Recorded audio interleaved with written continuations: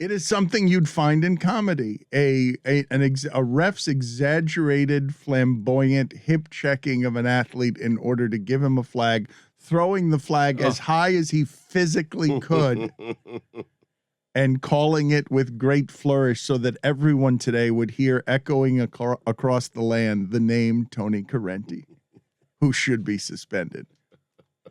Or, in Billy's craziest moments, executed. Or given a raise. That's a wide berth there, huh? It really is. Yeah. We have really discussed the entire spectrum of what the penalties should be that include a promotion and raise. Cody wants to make him the head of officiating. I do. All right. There should be a competition, high flag throw, where the referees once a year, perhaps during the off season, Right. to see who can throw it the highest. I like Corrente. DraftKings has him 1-2 in the odds to win that first annual event. Greg, do you believe in either week 1 or week 2 it was that one of the line judges threw a flag and hit, or a little like a beanbag and hit a punt, and then it deflected the ball, and we said that we believe that the referees on the sides intentionally do that to see if they could ever hit the ball. Do you think that's possible? I think it's not only possible, I think it's likely. See? The other thing that occurs to me, and I'm going to reference Mike, because I believe the victim of it was a Cleveland Browns lineman, where didn't a referee throw a flag so violently once, like 10 years ago? Hit him in the eye. Yeah, it was a Raven. Took out an eye. Orlando Brown. Right, yeah, Orlando Yes. Brown. Could never see again. I mean, that's obviously we're entering something serious in the It's conversation. not that but- he could never see again, but Oh. Orlando Brown's else, I guess. father had eye issues, and Orlando Brown reacted by pushing a referee after the referee threw a flag right in his face. The play that your son is talking about, I think, happened in an Arizona Cardinals game earlier this year, where a punt returner was trying to field a punt right on the sideline. The referee throws a flag, it hits the ball then hits the punt returner and becomes a fumble, which is not something I had ever seen before. Tony Corrente's going to get punished, correct? Like even if the punishment is just public shame, I don't think I've heard of a referee being taken off, like punished publicly in a way that suspends him from work. Have you? I have not. I could see a 1-game suspension, a slap on the wrist just for appearances. But unless you buy Mike's vendetta theory, I don't know how you suspend him beyond a slap on the wrist. In college football, officials get taken off and crews get taken off of things, but a referee, forgive my ignorance here and not remembering it off the top of my head, do you guys have a recollection of a referee partaking in a behavior that was so upsetting to the people viewing that game that the league then had to step in? A behavior, not necessarily a call, a behavior that ends up with that referee being punished in a way that misses games and misses money and shames him publicly for being the referee who was so look at me. Steve Javie threw out mascots, had a reputation for it. Joey Crawford in basketball, they had reputations for being extra prickly, too prickly for their positions. Quit being so sensitive, quit being so look at me. But I don't know if the league has if the league would put its name on a statement, Mike, that behavior, the behavior that we really want to eradicate here is taunting. But we will also, when calling taunting, punish our referees for taunting. For hip checking. For taunting. No, what he did was taunting. That is a referee taunting. Not for hip checking. Tony Corrente taunted Cassius Marsh in referee language. That's the way that a referee taunts. That is the showiest show of showmanship we've ever seen for someone urinating on sportsmanship. Nah, the Joey Crawford charging call. That was great. Yeah, that was fantastic. Mike, it wasn't better. It was good. I will assure you that him running forward a couple of steps and then just making love to the sky. It was a leap. It was a blocking call. No, I'm telling you that I mean, Tony Corrente just left his arm in the air. No, hold on. He didn't move 15 feet. No, it was his hip that moved. But wait a second, though. You didn't see what was happening behind you, which is I had the rearview mirror. What made an appearance was Chris Whittingham's limited fake Joey Crawford making a blocking call. several leaps in the air, and then doing the kind of chop on your hips 3 and 4 times. So good. I miss it. He objected. Didn't he object to Tim Duncan he ejected Tim Duncan for laughing on the sideline, correct? I believe Crawford Wait, was. Tim Duncan was laughing? Yes, Yeah. that's all he was That's the doing. shocking part. I think Jarring. and throw one of the biggest stars in the league. Threw him right out of the game because Joey Crawford thinks he's one of the biggest stars in the league. And very quietly, Crawford was suspended a lengthy amount of time for that display. That's what made me think of it. That when a referee for a behavior, wasn't he suspended for a year, Mike? Yeah, he was very quietly suspended for a super lengthy time. I don't know the background of Corrente. You know, is he a veteran referee of great standing? Has he had issues before? Is he a second-year referee? I have no idea. I think that if you're Goodell, that certainly factors in mitigating any punishment. Does it? Yeah, I think so. Don't you? If this guy's a legendary referee who might have been in line to referee the Super Bowl, it doesn't matter. If he were a Greg. legendary referee, I believe the football writer for the Miami Herald, who hasn't been the football writer for many, many years, as he always objects, would know who Tony Corrente since is. '91. No, I don't know who he is. Joey's suspension was indefinite. Duncan got fined $25,000 for smiling. In baseball, Joe West was suspended for post-game comments they made towards That's right. Adrian Beltre, called him the biggest complainer in baseball. If you know the official's name, aren't they doing their job wrong? Yes. Thank you, Billy. Put it on the poll. Always a great point from Billy. At Batard Show, except when he suggested executing Tony Corrente. I was just following the crew. But we knew Ed Hockley's name for doing everything right. I mean, just We for knew the his guns. name, because of his arms. Guns, luckily. Exactly. Ed Malloy. Go Ed Malloy! Can we call Ed Hockley now that he's no longer doing it and get his opinion Guns on what happened with Tony Corrente?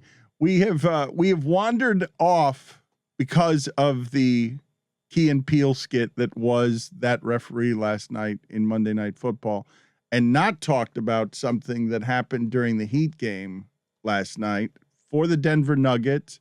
No Jamal Murray, no Michael Porter, and they beat up the Heat by 20. And toward the end of that game, We have to clean something up from the big Suey that posted earlier before this local hour. Cassius Marsh, and I'm looking at video right now of him. Cassius Marsh is black. no. That is a No, big fine. Mike, I was Wow. confused, and I Big went to fine. Google and I looked at pictures. I What? was confused, Mike. Keep Googling. Mike, I was looking at pictures, and I'm like, no. That's got to be a big fine, no? It's $1,000. yeah, that's a big fine. Wait a minute. How are you? Come what to are our you finding attention me that for? Cassius Marsh. I'm not finding is black. you. I No, mean, I don't think you guys. Well, who we are went you an finding? entire hour talking about this as a matter of fact, and there's a whole article. Like, most people wouldn't categorize Curtis Marsh as black. In fact, he has a mixed background, including a Caucasian father. But that's a story about Curtis Marsh, Cassius's dad. So Cassius had a father that was mixed race, and therefore Cassius Marsh is indeed part black. Cassius Marsh also helped with the launch of the site Cameo. Marsh recorded and sold the first video for the site when it came into existence in 2017. Wow. History. Wow. That's great. What a distinction. Now that's a good who knew? Yeah. The whole thing's a good who knew. Go ahead and you can stop everything you're doing and Google image search Cassius Marsh, because I went and looked this up. right. I went and looked at photographs so that I could have a better understanding before I saw the video of Cassius Marsh wearing the fur around. He's got a collar during the post-game press conference when he's complaining about the call, and there's just a lot of hair in the photograph, his hair and the fur on his jacket. But I need to understand, Stugotz, as you reflex knee-jerked and fined $1,000. Yeah. Who are you fining? You. Oh, yeah. Big mistake. Yeah. But what is the mistake that I've made that You I'm thought being he was white. that is Yeah, that is Stugotz, yeah, you're finable? Right. You're the one that pointed it out that Yes. he's white. Yeah. If anything, Dan owes the least amount of money because he was making a double societal fine. point. Yeah. He did the research and still came back with he's white. Look, I we all mean, did the research. This is us being human. We apologize. We all did the Google images. But Yeah, the eye let's- test. Let's live in the now, and in the now, Dan was the last one to make that mistake. $1,000. Whoa! I mean, I'll chip in. I definitely owe some of that money. I'll chip in $20, and I'm owed 15 from yesterday, so I owe 5. Right. He owes $980. Dan. I'll put in 5 because I didn't object at That's the time. very nice. So of you. he owes Yeah. $975. I'll even throw in 10. I don't want you to carry the whole. I'll get my thing. 5. I got 2, I think. Here's 10. Oh, no, I don't. You guys are putting a lot in. There are no $1,000 fines here, but if you guys want to change the fine rules around here, the biggest That's fine. a biggie. The big, I kind of feel like we should be okay on this one. I'm looking at photos. I was looking at photos. This is Mike. Do me a favor here because now we need to legislate the rest of this.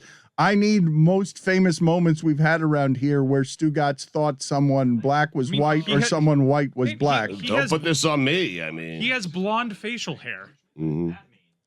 His facial hair is blonde. Mm. What do you mean? What does that mean? To throw one of your questions. I'm just back asking, at what is you. that supposed What do Did you Chad mean? Brown have blonde hair? What do I you mean, mean?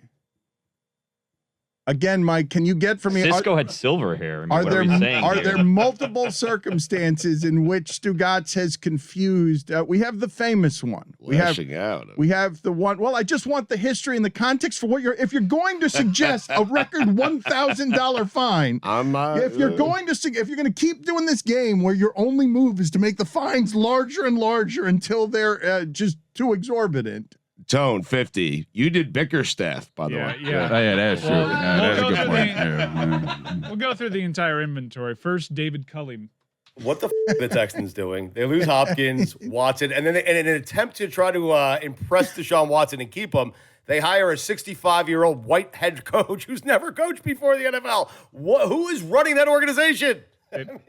David Culley is black. Yep. That was on stupidity. Mm-hmm. Stugotz, look at him. His arms are folded That's because he a big thinks fine. I paid it, I'm though. lashing I mean, out. yeah. You thought there was only one. You thought the Jonathan Coachman one was the only time that you had gotten this wrong. Is there a third one in the Stugotz library of making black people white and white people black? I know we spent some time talking about Mike Tirico identifying as Italian. Mike Tirico says he is not black, or I think I have this right. The reports are that Yeah. Really? More recent things seem to indicate that he's backtracked from that article that he just kind of volunteered that he always viewed himself as Italian. But before we get too bogged down in that, here's Dan admitting that he thought Bernie Bickerstaff's son was white. Yesterday, I'm watching a press conference, and my honest reaction to it, I can't believe I'm saying that. My honest reaction was, wait a minute, Bernie Bickerstaff is black? Oh, That's correct. I mean, there's no black Bernies. Name another black Bernie. Bernie Williams. Bernie Williams. No, other than Yeah. those two. Isn't he Puerto Rican? Zagacki. Bernie Mac. I'm certain there are more Bernies. Or Bernie Greg. Mac. All right, I'm wrong. Yeah, I'm like a At dog three, with a I'm bone wrong. with this one. Dog with a bone. Okay, but now the famous one, as we legislate this, The the famous one. Jonathan Coachman that happened. God, I remember the conversations in the hallway, Ooh. super serious with Stugotz. Like, how are we going to handle this? Because we've got to handle this seriously. And it wasn't, I don't think it was actually that you had gotten it simply wrong on Jonathan Coachman because your wife thought he was very handsome with Max Brados Yes. and very tan. Yep. But it was because this was something being said on ESPN Air about somebody who worked at ESPN. So you would think the greater crime would be, getting the guy's culture wrong, skin color wrong. The greatest crime was not that. It's doing that at ESPN with an ESPN employee. Stugotz, you should probably apologize here. We should apologize for what happened last segment. It went off the rails on us. What do you want to say? I will apologize. You don't need to apologize for anything. I need to apologize. They are my weekend observations. I said what I said. I had no idea. And I apologize to Jonathan Coachman, who has tweeted at us, and he's upset and has every right to be upset. I honestly, and anyone who knows me will understand this and believe this, I honestly, until after the segment ended and we went to commercial break, had no idea that Jonathan Coachman was black. Chris Whittingham noticed, me. as did I, in that, just real quick, play the beginning of that and look at the somber tones. I'm clearly coming out of an American tragedy of some sort, or some horrific thing has happened that makes John me Lennon has died. like Everything changed. My tone, my energy level is I am reporting somber news to America. Stugotz, you should probably apologize here. We should apologize for what happened last segment. It went off the rails. Jesus. On us. What do you want to say? Stugotz, you should. Everything about that was so produced. Oh my God! What is a good song choice for this apology? Eagles take it to the limit, as you can hear. Stugotz, you should probably apologize here. We should apologize for what happened last segment. It went off the rails on us. What do you want to say? Are you nominating Stugotz? Are you putting forth? Mike was so supportive that day.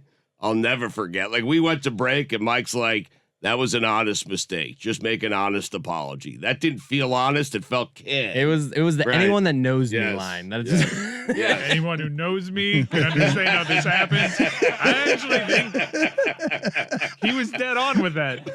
I can understand how this happened. Yes. I know him. Okay, but now explain. I think I should come back and have to apologize to Cassius Marsh. I mean, I feel like we should all do. I'm still looking at the photos, a little like I'm okay. I'm sorry, but I was looking at multiple photos. He's Latimer from the program.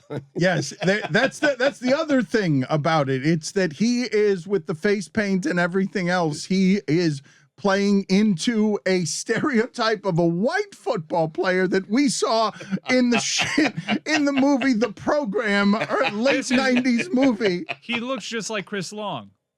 To me, this is like finding out Chris Long was a black man. Yeah, but there are plenty of Chris's that are named that are black in this situation. I wasn't really doing a name thing. I have to be honest with Cassius Marsh. I was purely doing a face thing. I was doing face, hair. I was doing a color thing. If you were not up late last night, and I do understand if weeknight games are difficult for you on the West Coast, I believe it's, at least in part, why the East Coast bias makes it so when the playoffs get here, people underestimate how good the Denver Nuggets are, because you're not watching them very much. But without Michael Porter and without Jamal Murray last night, they smoke the Heat. Jokić is, you can say he's a damn near unprecedented player. All of it. Looks like a loaf of bread and confuses everybody and is great and unstoppable. 25 points last night, 15 rebounds, 10 assists, 2 steals, 2 blocks. And every year I ask myself, how? And it is something and it's not just because he's loaf of bread. It's also some of that Paul Pierce stuff where you're confused athletically. You're confused on footwork and how it is that he's always open. It's not just that he's a 7-footer. He's a 7-footer with a skill set that's totally ridiculous. And at the end of that game, and I think I can say this without anyone having anything in the way of rebuttal, in a game between those two teams, Denver's got the best player. And at the end of that game, and you can quibble with me if you want, because Jokić isn't that good defensively, and the Heat have a bunch of They players. have the best player. That's fair. But people can say Bam Adebayo is a better two-way player, Jokić is the reigning MVP. or Jimmy Butler is a better two-way player. But I don't think it's controversial to say that Jokić is the best player on the court when those teams are playing. And at the end of that game, Markieff Morris for the Heat, and we have this sound of the Morris twins telling us the story. It's through their eyes, obviously, when they fought the entire Kansas football team, the two of them back to back, telling that story on the air here. We had a little scuffle out in Kansas together. We was back to back. Just some football players. So wait a minute. What was that? What was happening there? You sized up, you went back to back, and both of you had your fists up. Who were you fighting against? Couple football players, couple 300-pounders. We stood our ground. So you're back to back with some football players. Right. How'd that go? it went better than we thought it would. You know? Hold on, what did they do to make you get into a fight that you didn't think was going to go very well in the first place? You're the talker, Marcus. It was He's just the so muscle. many. It was so many. How of them, many? You know, and it's like it was about like a 20-on-5. Whoa. But you know, there's like they 300 pounds. You know, 6'5", 300. So it's really like 30-on-5. Hold on, what was her name? Like, this had to start over her. What was her name? You said what was the name? Yeah, What was her name? What was her name? Yeah. Oh man, I just know she ran track. I just know she ran track. That's all It's I know. always the one that runs track. Markieff Morris ends up doing something that is dirty, and Jokić puts an end to it and apologized afterward by doing something dirtier, but pushed Markieff Morris, a giant man, probably larger than anyone you've ever met in your life, very physically strong on his own accord. Jokić just pushed him down and left him writhing on the court. Was Morris doing any acting there? No, not at all. He lost sensation in his fingertips. It was very obvious from how he was trying to regain feeling in his fingertips. As a 7-footer, a very big man who sees red in that one moment and hits you right square in the middle of your shoulder blades with all that body weight and inertia following behind him. He saw red. He forgot how big he was. I'm not saying what Morris didn't do was, kind of foul. It was gamesmanship, but it wasn't called on the field. Udonis Haslam says Jokić makes that foul all the time to stop breaks. Well, maybe after a review, call it a flagrant. Fine. It wasn't called in the course of action. Jokić took matters into his own shoulder, and it was a really dirty play because this man forgot how big he was. And the Miami Heat were totally within their rights to take huge exception to this. It was a very scary moment because a stretcher came out. Markieff Morris isn't going to be taken out on a stretcher. He walked off on his own power. But to suggest that maybe there was some embellishment there, no, not at all. That guy doesn't go down like that. It looked bad, and Jokić, it was instigated by Morris, and this is what Jokić had to say. He has apologized. He knows that he was wrong the way that he did it because the video is pretty damning. It's a stupid play, I feel bad. I'm not supposed to react that way, but it's in the middle of the game. I got hit. I saw him, but I didn't even I thought it's just gonna be like a take foul, So and he kind of bumped me, and I was like, I think it was a dirty play, and then I just needed to protect myself. I felt it bad, and it happens. I feel bad. I'm not supposed to react that way, but other way I need to protect somehow myself. Probably if I didn't react that way, it wouldn't be even a flagrant foul or whatever. So it was just in a moment of adrenaline, running up and down. It's reaction. Middle of the game, wasn't it quite late in the game? But the point is, I think the apology helps, but that was such a terrible breach of sportsmanship that it has to be not only a suspension, but I would think multiple games. I would be surprised if he wasn't sat down for 2 or 3 games at least. It probably should be more than that because the big part in all of this is Morris didn't have time to protect himself. Like, say what you will about the Morris foul, that wasn't called a foul on the court. I mean, Jokić could protect himself. That was right in front of him. He runs back on defense, and Jokić absolutely trucks him, puts his shoulder into him, totally prone like that. And that's what, if you have a hard foul that goes sideways, okay. We'll have our problems on the court, but we can talk that out. The fact that you hit him from behind, Morris's brother took exception to that on Twitter too. And that's why Jimmy Butler was like, let's meet outside. Let's meet by the locker room. Here's Eric Spoelstra after the back and forth, because Jimmy Butler's reaction was pretty late to that. I saw a lot of people arguing back and forth about whether Jimmy Butler wants those Serbian problems. I don't think anybody wants anything to do with Jokić or his brothers. Those people are giant men who, when angry, are rabid. And I'm with Mike on this. This is Jokić absolutely forgetting how strong he is. That was a very dangerous, dirty play. I thought Keefe took a foul. It was, one of those fast break take fouls, and he did it with his shoulder. You might deem that, maybe as a little bit more, than just slapping somebody. But after I watched it on film, it was a take foul. That's how I saw it. And the play, after that, that's just absolutely uncalled for. And it would have looked a lot different. This whole thing could have been a whole lot uglier if Markieff was actually facing Jokić. The fact that he had his back turned and he made a play like that, blindsiding him, that's just a very dangerous play. What was UD up to? Isn't this why he's on the team so these things don't happen? Well, he's not allowed to leave the bench. No, you leave the bench. What are they going to do? Suspend him a couple games? He won't be able to play? Udonis Haslem has made his feelings on this known via... He stared at him? No, via Richard Jefferson's... No, he's going to make it known on November 29th if Jokić is actually available to play in that There's game. also December 18th before the Jake Paul fight. We could do the Morris brothers and UD versus the Jokić brothers. But Jokić knows it right away. He does. As he's walking back with his coach, I believe, he knows he has made a mistake.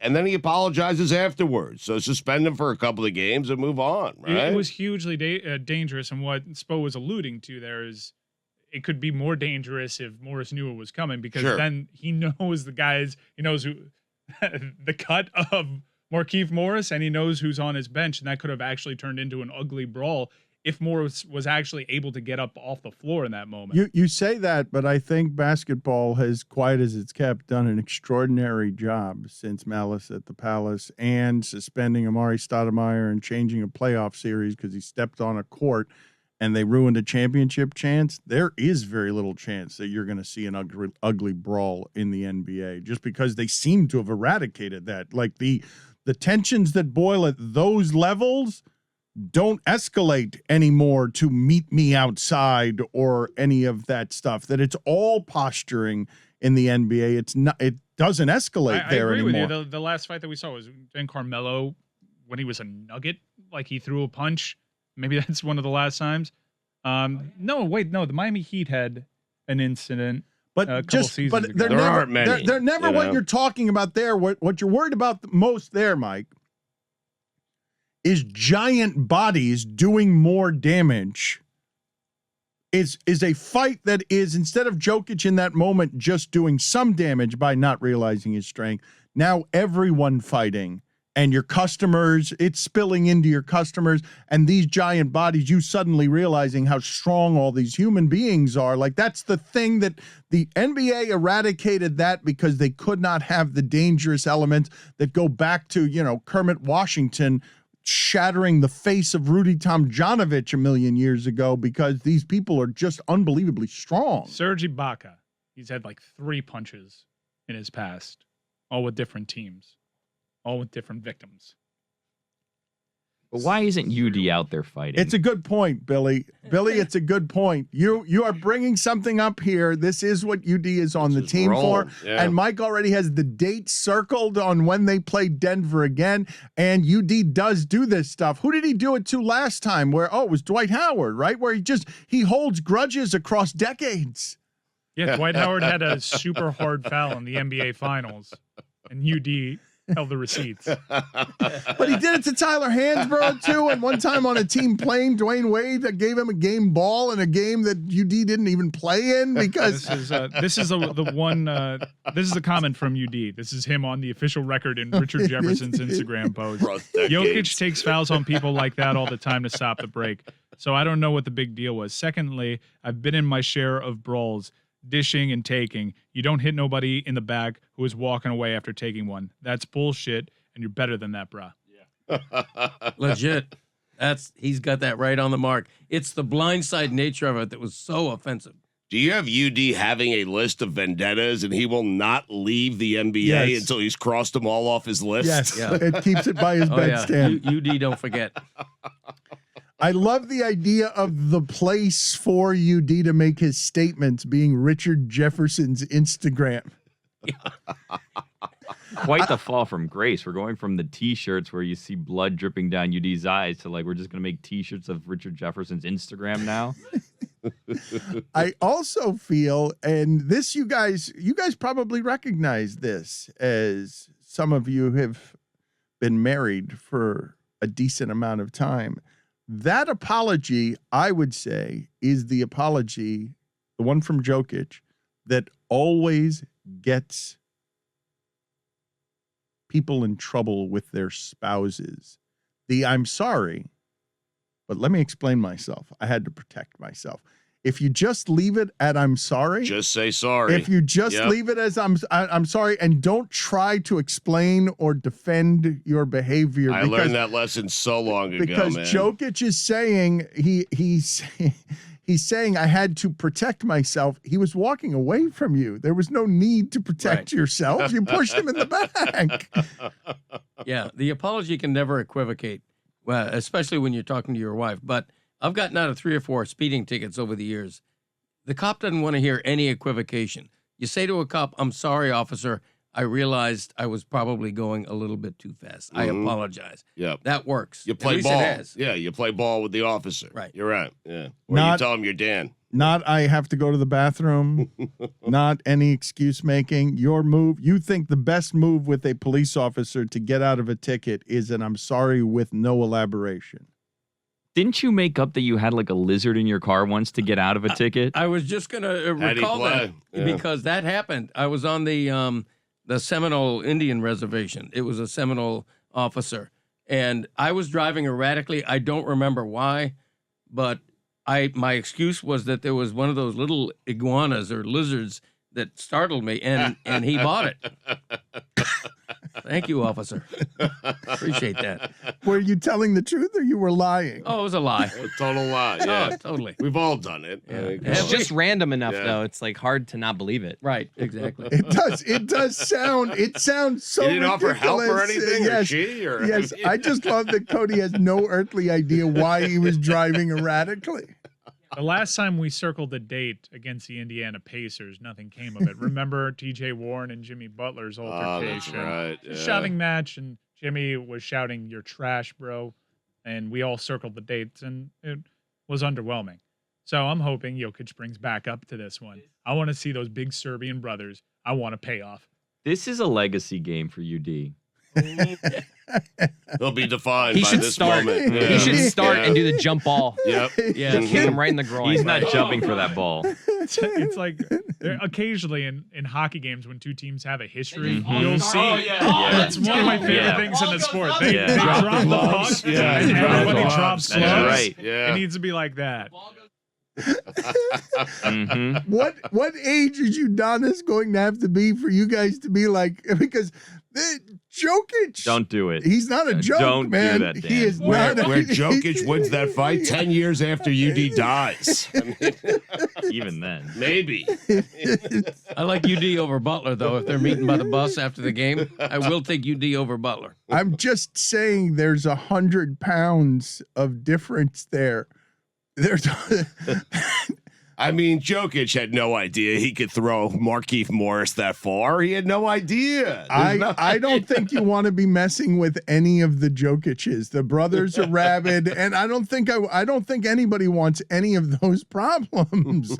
And look, I well, don't. UD doesn't care about that. Yeah, you saying he's scared of the Okay, Jokić? I What are just- problems to be you careful. are nothing to you? UD already wrote about you in a GQ article. on Yeah, how man. You know, I care about be you. careful. Well, what's the backstory there? Because we haven't told the audience, and I don't know the details. But UD is in his 40s. Is my only point is that UD is in his 40s. Hard stop. There's not I anything. don't know what that has to do with anything. Right. Well, nothing if you're going to make him win a fight 10 years after his death. When careful. he starts receiving his Social Security check, maybe I'll start worrying. Maybe. But maybe not. So the reason why we all do the callback to the Jokić brothers, if you'll remember the altercation that Devin Booker had with Jokić, I think this was during the playoffs or late in the season, where Jokic's brothers had to be held off of coming on the court. They had their feet on the courtside seats. They were ready to climb onto the court in their Jokić jerseys Last season. Yeah, and back their brother up, and they look pretty menacing. And they're 6'10", and they're all giants. They're rabid. One of them was wearing a camo shirt under the like jersey, covered in tattoos. tough-looking hombres. You don't want any of that. There's also an anecdote from Lee Jenkins's profile of Nikola Jokić back in 2017. His brother Nemanja remembered Nikola mainly as a little kid. Strainia used to terrorize, tossing him from one bed to another in the family's small apartment, often during heated games on a plastic mini hoop. Quote, he once held down my arms and threw knives all around my head. Oh, my God. Yeah. And Strahenia was also arrested for allegedly choking a woman. Yeah, I don't. These people. Just the video was terrifying. Weren't they thrown out of a hotel around here? You just need to stop calling UD soft, Dan. Yeah. What is the history? You guys got to tell me what my problem is with UD, because you guys have yet to tell me. You've told me that there's a GQ story that UD has some sort of problem with me, but you haven't told me what the problem is. Well, let me find the article, Dan, because he quoted you. He's been harboring a grudge for several years after you doubted him. Unfortunately, I went like 2 solid weeks carrying around this physical copy of GQ in my back pocket, and I finally shelved it. So let me go find it. I'm on UD's bedside list Yes. of vendettas that he has to cross off in his career. Yes, and I like Across UD in that decades. matchup, by the way. I will take UD 100 times out of 100. 20 years against after Dan he Le Batard. dies, yeah. Oh, my God. Yeah, you disrespected him early in his career, and he's never forgotten it. Your name's on his list, and it'll never go away. What a terrible, terrifying thing. Is there To a be on worse? UD's list? Is there a worse list to be on? Oh, I don't like think the so. opposite of I Santa's do list. not think so. So, Tony Corrente. so the GQ article where you're mentioned is, I'll never forget, Dan Le Batard. Oh, boy. Oh, wow. Yeah. Jesus Christ, man. Goes back to his history with you. You wrote a glowing piece when he was in high school. You and UD go way back. I have written so many glowing pieces about him. I have no idea what this is about. I'd consider writing another one. I mean, Yeah, seriously. It only takes one, Dan. Circle the date, November 29th. Jokić is coming to town. You dared call into question Udonis Haslam's lack of experience and question if he could play with Shaq and all those expectations. And he responds, man, Shaq played with Travis Knight. You called me out and you let Travis Knight slide. I'll tear Travis Knight's ass up. Come on, Le Batard. You know what? He's right. He's really right. is. Check. I did question that. Man, he does hold a grudge. Oh, I yeah. should apologize. Yeah, blatant disrespect. It's just terrible.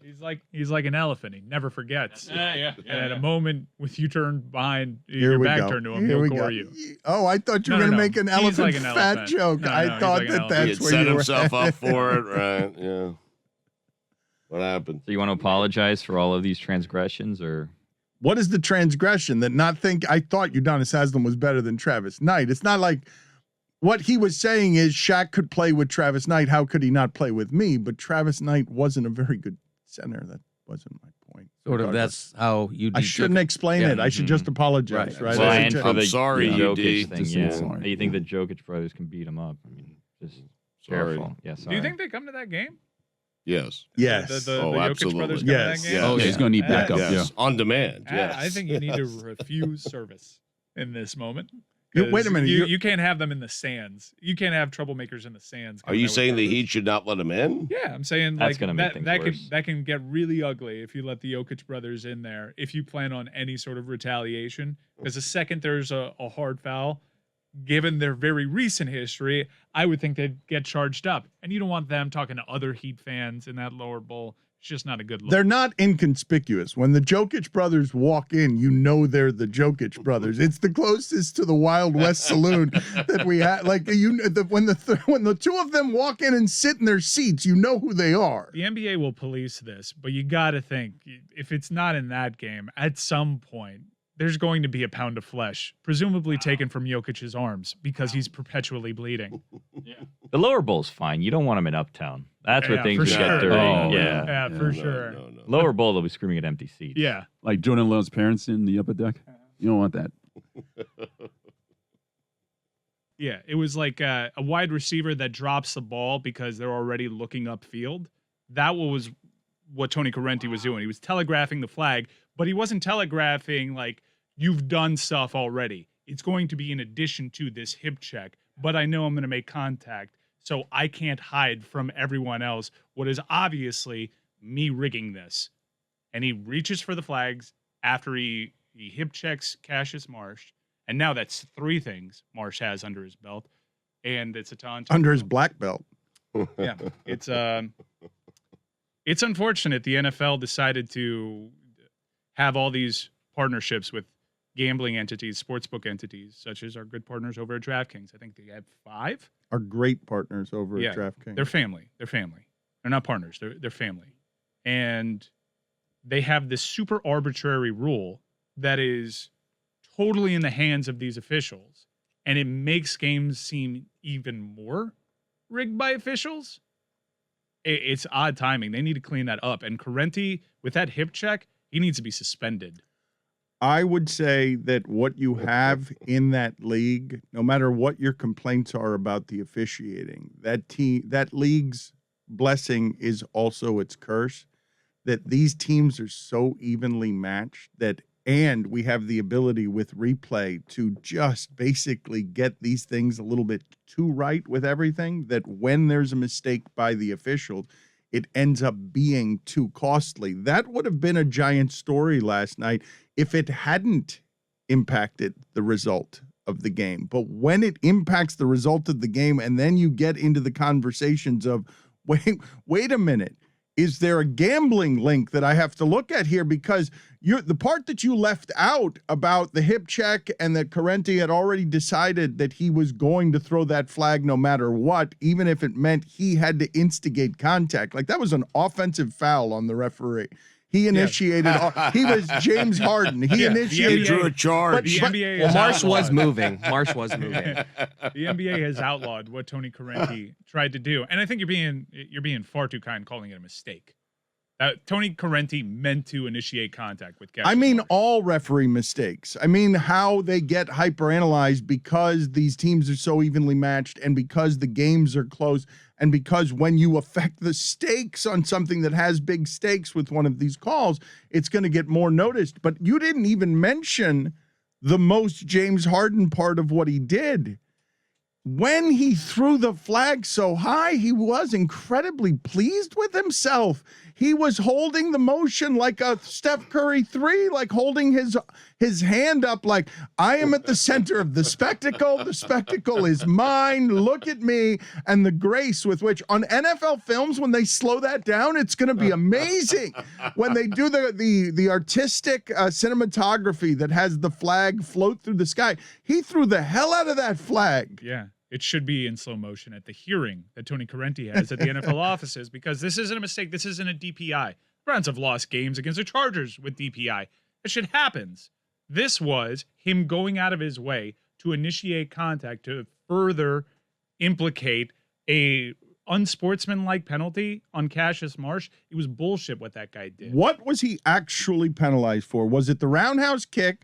Was it shouting in the general, not seeming to shout? It was touching the referee. That's what it was. I think if he doesn't deliver that sweet-ass roundhouse kick, and he just merely does the slow trot kind of to midfield, saying something to the punter and going back, he's good. Nothing happens.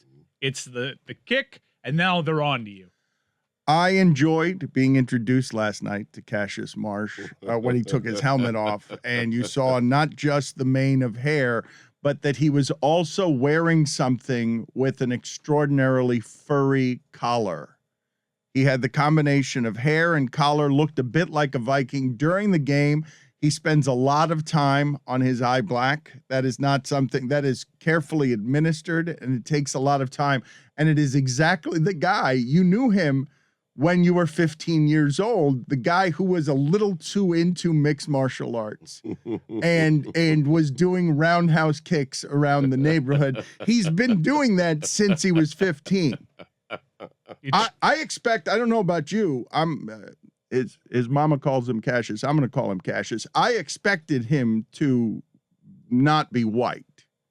Just, you tell me. Cassius Marsh? Cassius, you just tell me Cassius Marsh, linebacker for the Bears. Right. You just say Cassius, and there's hey, there's a guy named Cassius, right? Yeah, but the surname kind of, I don't know. Senior? Do you know any Black Marshes? Do you know any white Cassiuses? That's a great question. This is why I only know one Cassius, and I'm not even sure this is. I don't know what I'm doing with the ethnicity of the name. I just know only one Cassius. He looked like Sabretooth in the post-game press conference. Tony Corrente said that, the contact had nothing to do with it. Tony Corrente is lying or displaying the behavior of a liar because he meant to do that. And regardless of anything that led up to that moment, you can't have a referee doing that. Brad Marsh. Bigger jerk last night, Jokić or Corrente? Jokić resorted to thuggery. He resorted to the street stuff. Now down low, it's going to be Al Horford. He drives. He goes up and gets knocked out hard. Oh, my goodness. The Heat have resorted to thuggery. And Al Horford slow to get up. Miami, they're down by 19, and they have to resort to the street stuff. That should be a flagrant foul. These Miami Heat players are street thugs. That's courtesy of the Hawks Radio Network. Parakeet Cortez believes that Jokić should be thrown in jail for that. I want to, before we get to Jokić with Greg Cody, I do want to just go back one more second to get his thoughts on what happened last night with the Bears-Steelers game, because Tony Corrente is a great name for a villainous referee. Yeah, for a crooked ref. And I think I'm with Mike on this. And a mob boss. I think I'm with Mike on you need to suspend him. But would the league suspend him? Would the league actually do that, penalize him in a way that tells all referees, hey, you can't hip check the player to swing the game and then make the whole thing so look at me that you're standing in the middle of the chaos that you have wrought and you're holding up your hand as the flag cascades, floats down from the heavens with all of your ego and vanity soaked in it. Like I love him holding the follow through. Sorry about my voice. Jesus. Yeah. I just need to get a sentence out, and then once I get a sentence out, and I just did, it's coming out right now. This is the sentence. Free to do once that I get it out, I'm good. Good. Feel free to do that before you get in here. You're a professional. I can't do that. Tim. Yeah, I can't. No. Yeah. It's got to start here. I love it when your voice goes bad because, Thank you. Because I do that occasionally. Yep. I have an issue with my voice, like just now. I thought it was great. I mean, it's just great. They stumble in. They just stumble in. I got my sentence out. I'm good. I'm fine. I thought it was. It's not getting better though. 3 sentences usually is. It's just descent. It's 4 sentences. It's a descent into 5 hell. sentences. No, you need that. It's like your You vocal have to. cords need Yes. it's calisthenics. Warming up. You got to warm up. Stretch it out. Yeah, I have to stretch it out. You Right. see, here we go. I'm telling you, man, I'm simpatico. Hey, isolate that. Here we go as we slide through the phlegm there it is. on the word go. It hasn't gotten. You sound like Harvey Firestein. Now I'm good. And it's cold too. Not there yet. Yeah. Not there. In the cold, Now. you got to rev up the engine like Hold a up. car. Yeah, hold up. Now. There it is. Now I am good. There it is. Yes. What would be the equivalent of what could LeBron James do to his body? That would be the equivalent of what Stugotz does to his voice. In terms of not taking not taking of it? care of it, I guess if he ate McDonald's every day. He could just risk paralysis with his every movement. Just so reckless with his entire life that he just doesn't value the only thing that he needs to value in order to continue making money. Getting back to that ref for a minute, more important, getting back to me, I wanted to say, not only should he not be suspended, he should be given a raise, that guy. I loved it. It was performance art. I want more referees. I want more referees in my game. I want a guy like that. He's hip checking. He's throwing a beautiful flag. He's celebrating himself. I just thought it was glorious. It was great. And it was ultimately it was a good score. Final score was close, but I thought it was a pretty dull game. Who's That guy being spiced safe it up. now? Huh, Dan? This is a bold, polarizing take. This is not an innocuous columnist. Stung recently by his by the criticism that he's an innocuous columnist. He has just not only sided with the referee, not only refused to suspend him or punish him in any way, wants to reward him and wants a proliferation of Tony Corrente's prancing around throughout his sporting events, creating chaos and changing the results of the game. You Correct. can't. It's one thing to be a look at me referee. It's another thing to be the look at me referee who changes the results of the game with a move that was so villainous it should have been something Leslie Nielsen did in Naked Gun. The guy got in the way of his hip. So I thought with the league announcing gambling partnerships, that things that you would have to scream into the alley, a shadowy alley, because you got totally boned by something, but you can't really go out and argue it because sports gambling was technically illegal. With the proliferation of sports gambling now and the league actually formalizing partnerships, I thought shit like this would be cleaned up. There has to be accountability, I think. But in Greg's defense, is this not a correct application of their new point of emphasis? We have seen terrible taunting penalties throughout the league. This has been consistently administered. And I understand, Tony Corrente throws his backside out to make, contact with Cassius Marsh, but still, he's looking towards the sideline. We've seen these kinds of terrible taunting penalties get called all year. We don't know that was intentional, what he did. Wow. What if he has a trick hip? Oh, Sometimes it just juts out, you know what I mean? Yeah. We're not Probably taking gather into the account. facts, That's his own personal health. We don't know what's going on there.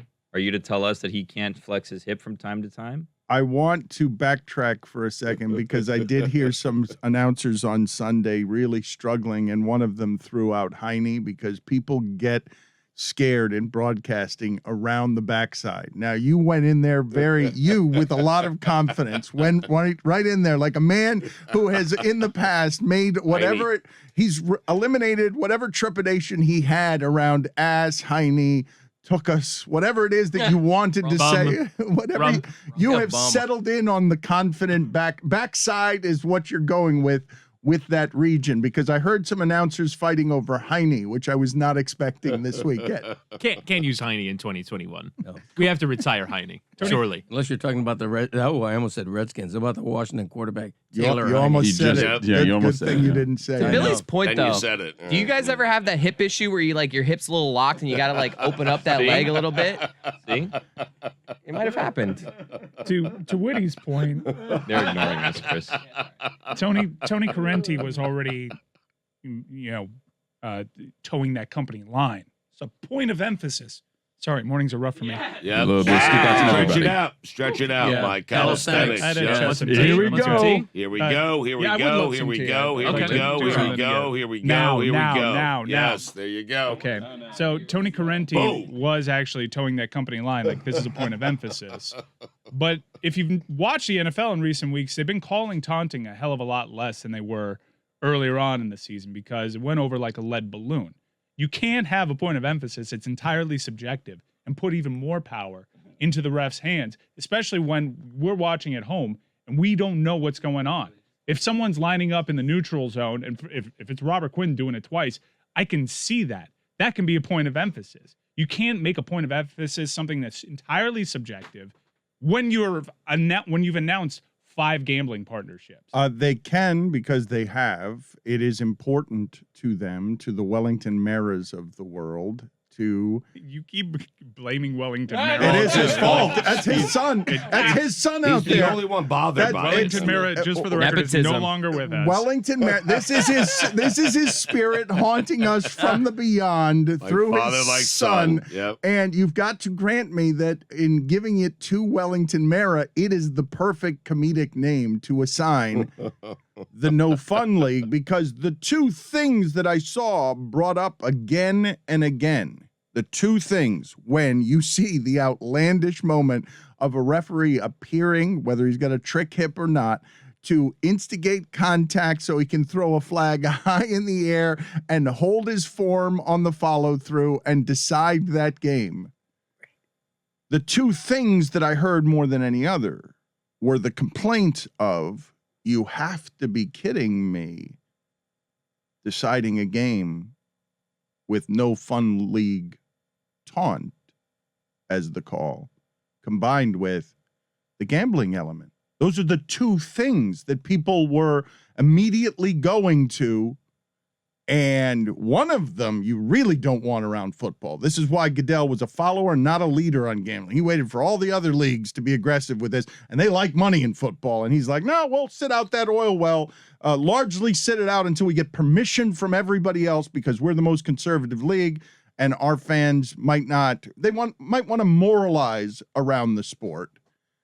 That he doesn't want. But they very much do want the idea that they've stopped these athletes from emoting so much that it's unsportsmanlike. That is league-wide edict. That is owners trying to exert their power. And you say taunting calls are down. I trust you, but I haven't seen numbers on that. I feel like there are complaints about this every week. There's some stupid taunting call in a game. There are, but I'll look it up, but I'm pretty sure the sheer volume of calls on this entirely subjective rule have gone down because it hasn't been popular.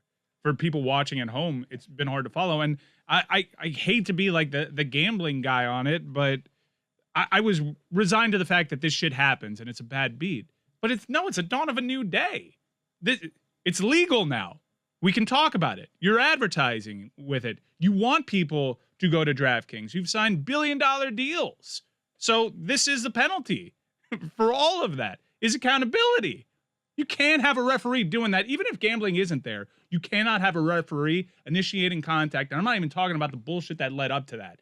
What Tony Corrente did by putting that cherry on top, by showing you the manifestation of his intention there, by showing you how flawed he was as a human being, that's wrong. It's wrong. Chris Cody making a face. You're going after his character now? Yeah, I am going after his character. I honestly hot today. No, he had a vendetta. I honestly think what happened to Corrente is what happened to Jokić. He was angry and he saw red for a split second and he did something he shouldn't have done. I don't think this is but he's a ref. No, I'm with you. It's unacceptable. He should be punished. But I don't think this is like some like deep like he's hated this guy for years and it's like I'm gonna get him. He had a vendetta in that moment. Right. He flashed. Right. The problem is Jokić can't call a 15-yard penalty deciding the game. No, that's true. He should be punished. This is a Von Damme. He should be executed. This is a Von Damme movie. Tony Corrente had a vendetta is on the poster, and Cassius Marsh is doing the roundhouse kick. I can't believe the number of people in America talking about Tony Corrente today. And I want to ask the group the question of, is this one of those circumstances for no matter how much we gnash and wail, is this a Chris Cody circumstance of any publicity is good publicity because the real harm, no matter how much people are complaining about your league, the real harm in the short term is nothing. It's just people talking about a game they otherwise wouldn't be talking about because Bears-Steelers isn't that interesting. And so now you have the soap opera elements. You have It's the Night.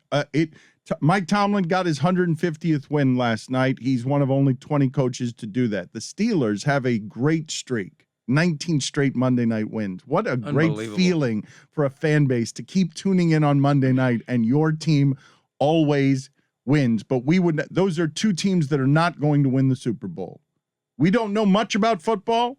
We know those two teams are not going to win the Super Bowl. They played a game, the only game of the night. It had stakes, and in the middle of it, you had something that has us clucking like crazy and will fill the cycle today. No baseball. You will not see on television anything about baseball, basketball, and the Lakers and Carmelo. Everything will go off and recede into the distance. Everything on television will be talking about that game last night. Is the controversy actually that bad until you get to the point that the integrity of the results are in question because you have so many gambling-related questions or gambling-adjacent suspicions that it becomes corrosive, which is the reason it's the danger of getting involved with gambling to begin with. It's what they've always feared reputationally. And it's not just the gambling aspect. The Chicago Bears season, and I know a lot of things in that game developed after that play. Chicago still had an opportunity to win that regardless of that, but it played into the result.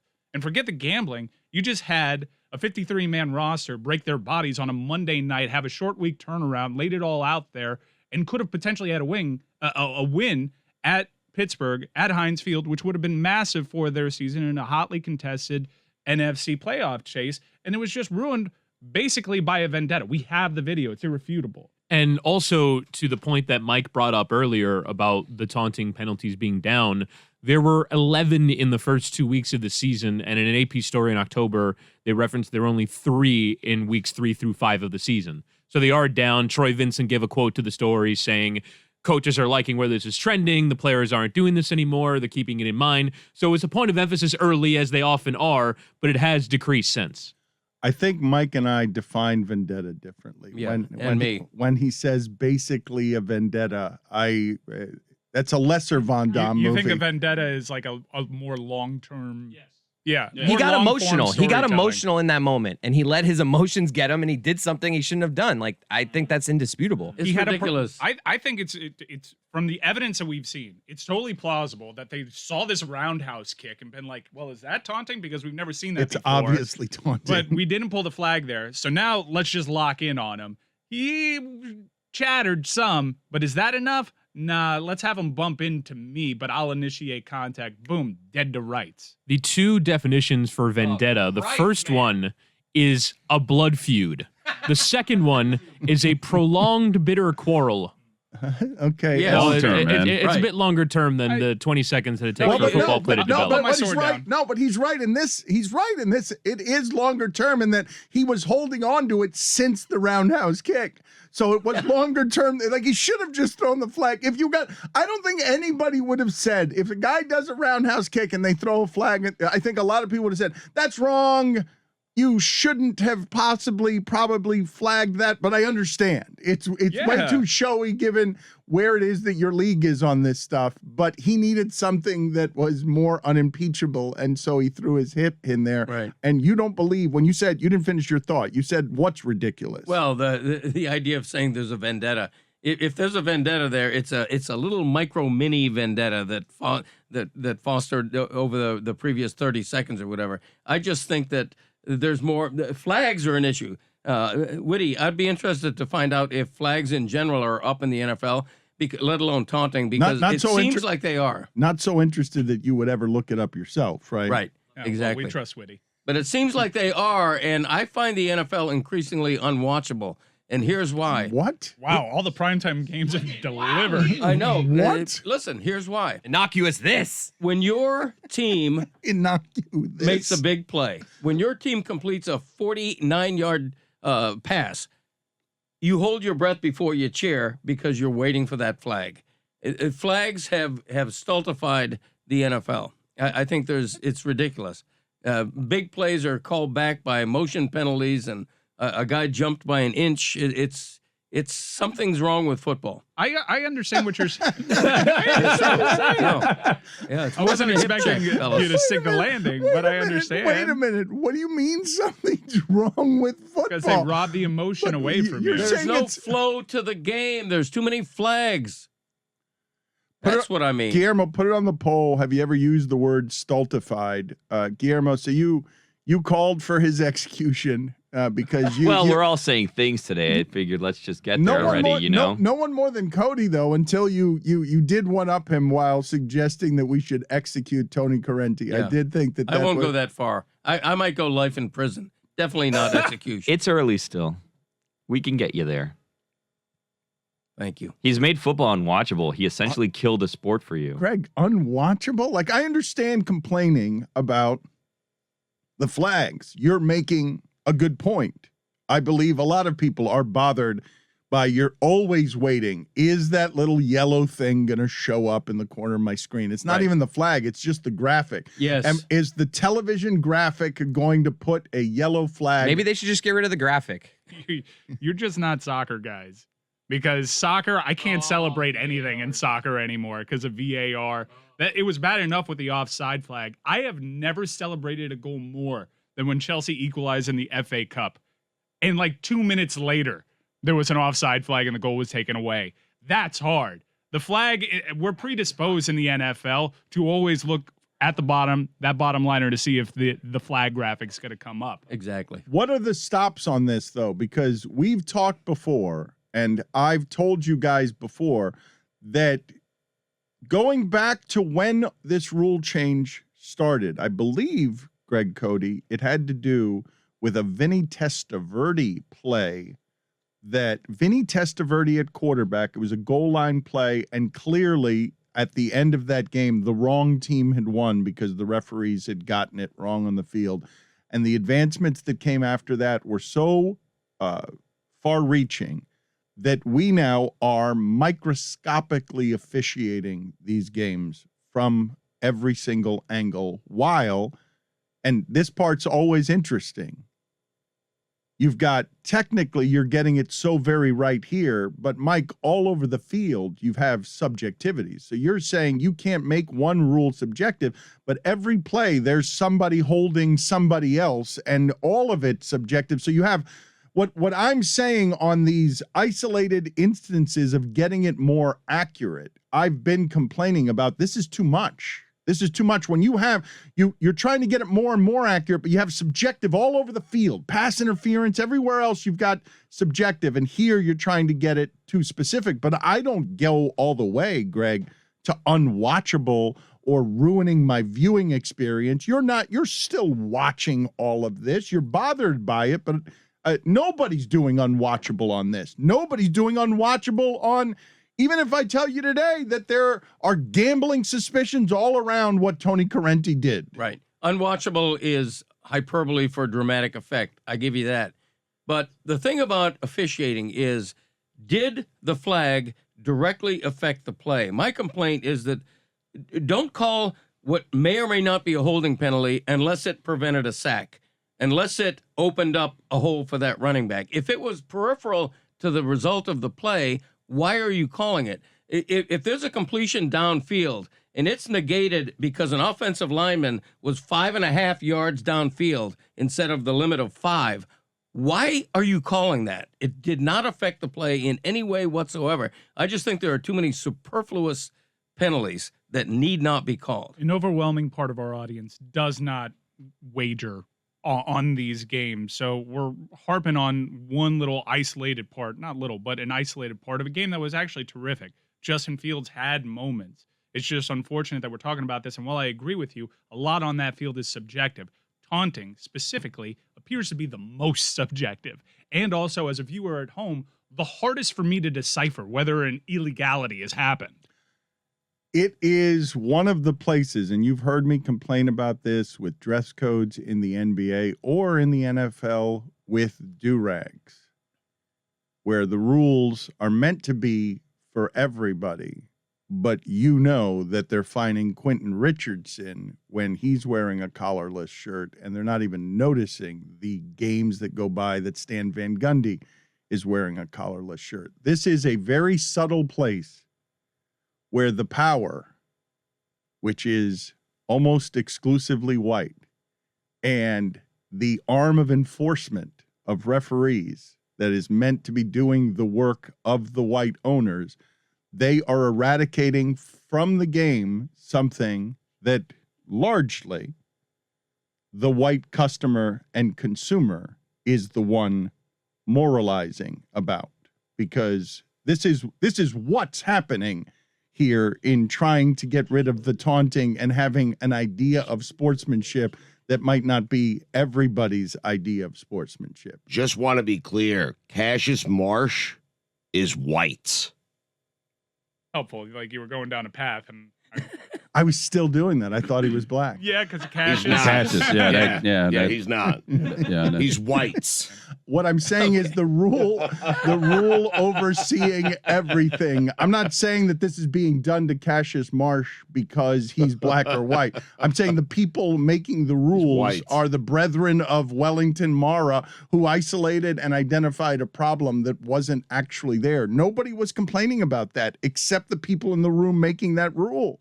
Who was complaining about the taunting in the NFL? Did you know that taunting was a problem in the NFL? I knew taunting was a problem in the NFL. Oh, come on, Stugotz. No. I mean, come on. We didn't know taunting was a problem in the NFL amongst the older owners? Get out of here. No, that's not what I'm saying. That taunting... To you. Were you ever, like, appalled? I mean, I guess not. To me, no. People tend to point to the Super Bowl. People tend to point to the Super Bowl with Antoine Winfield holding up the peace sign to Tyreek Hill after the interception as like that is a really bad look. That is poor sportsmanship, and that was used as the gambit for these conversations, according to certain reports. Cassius's middle name is Lee. Cassius Lee, I like it.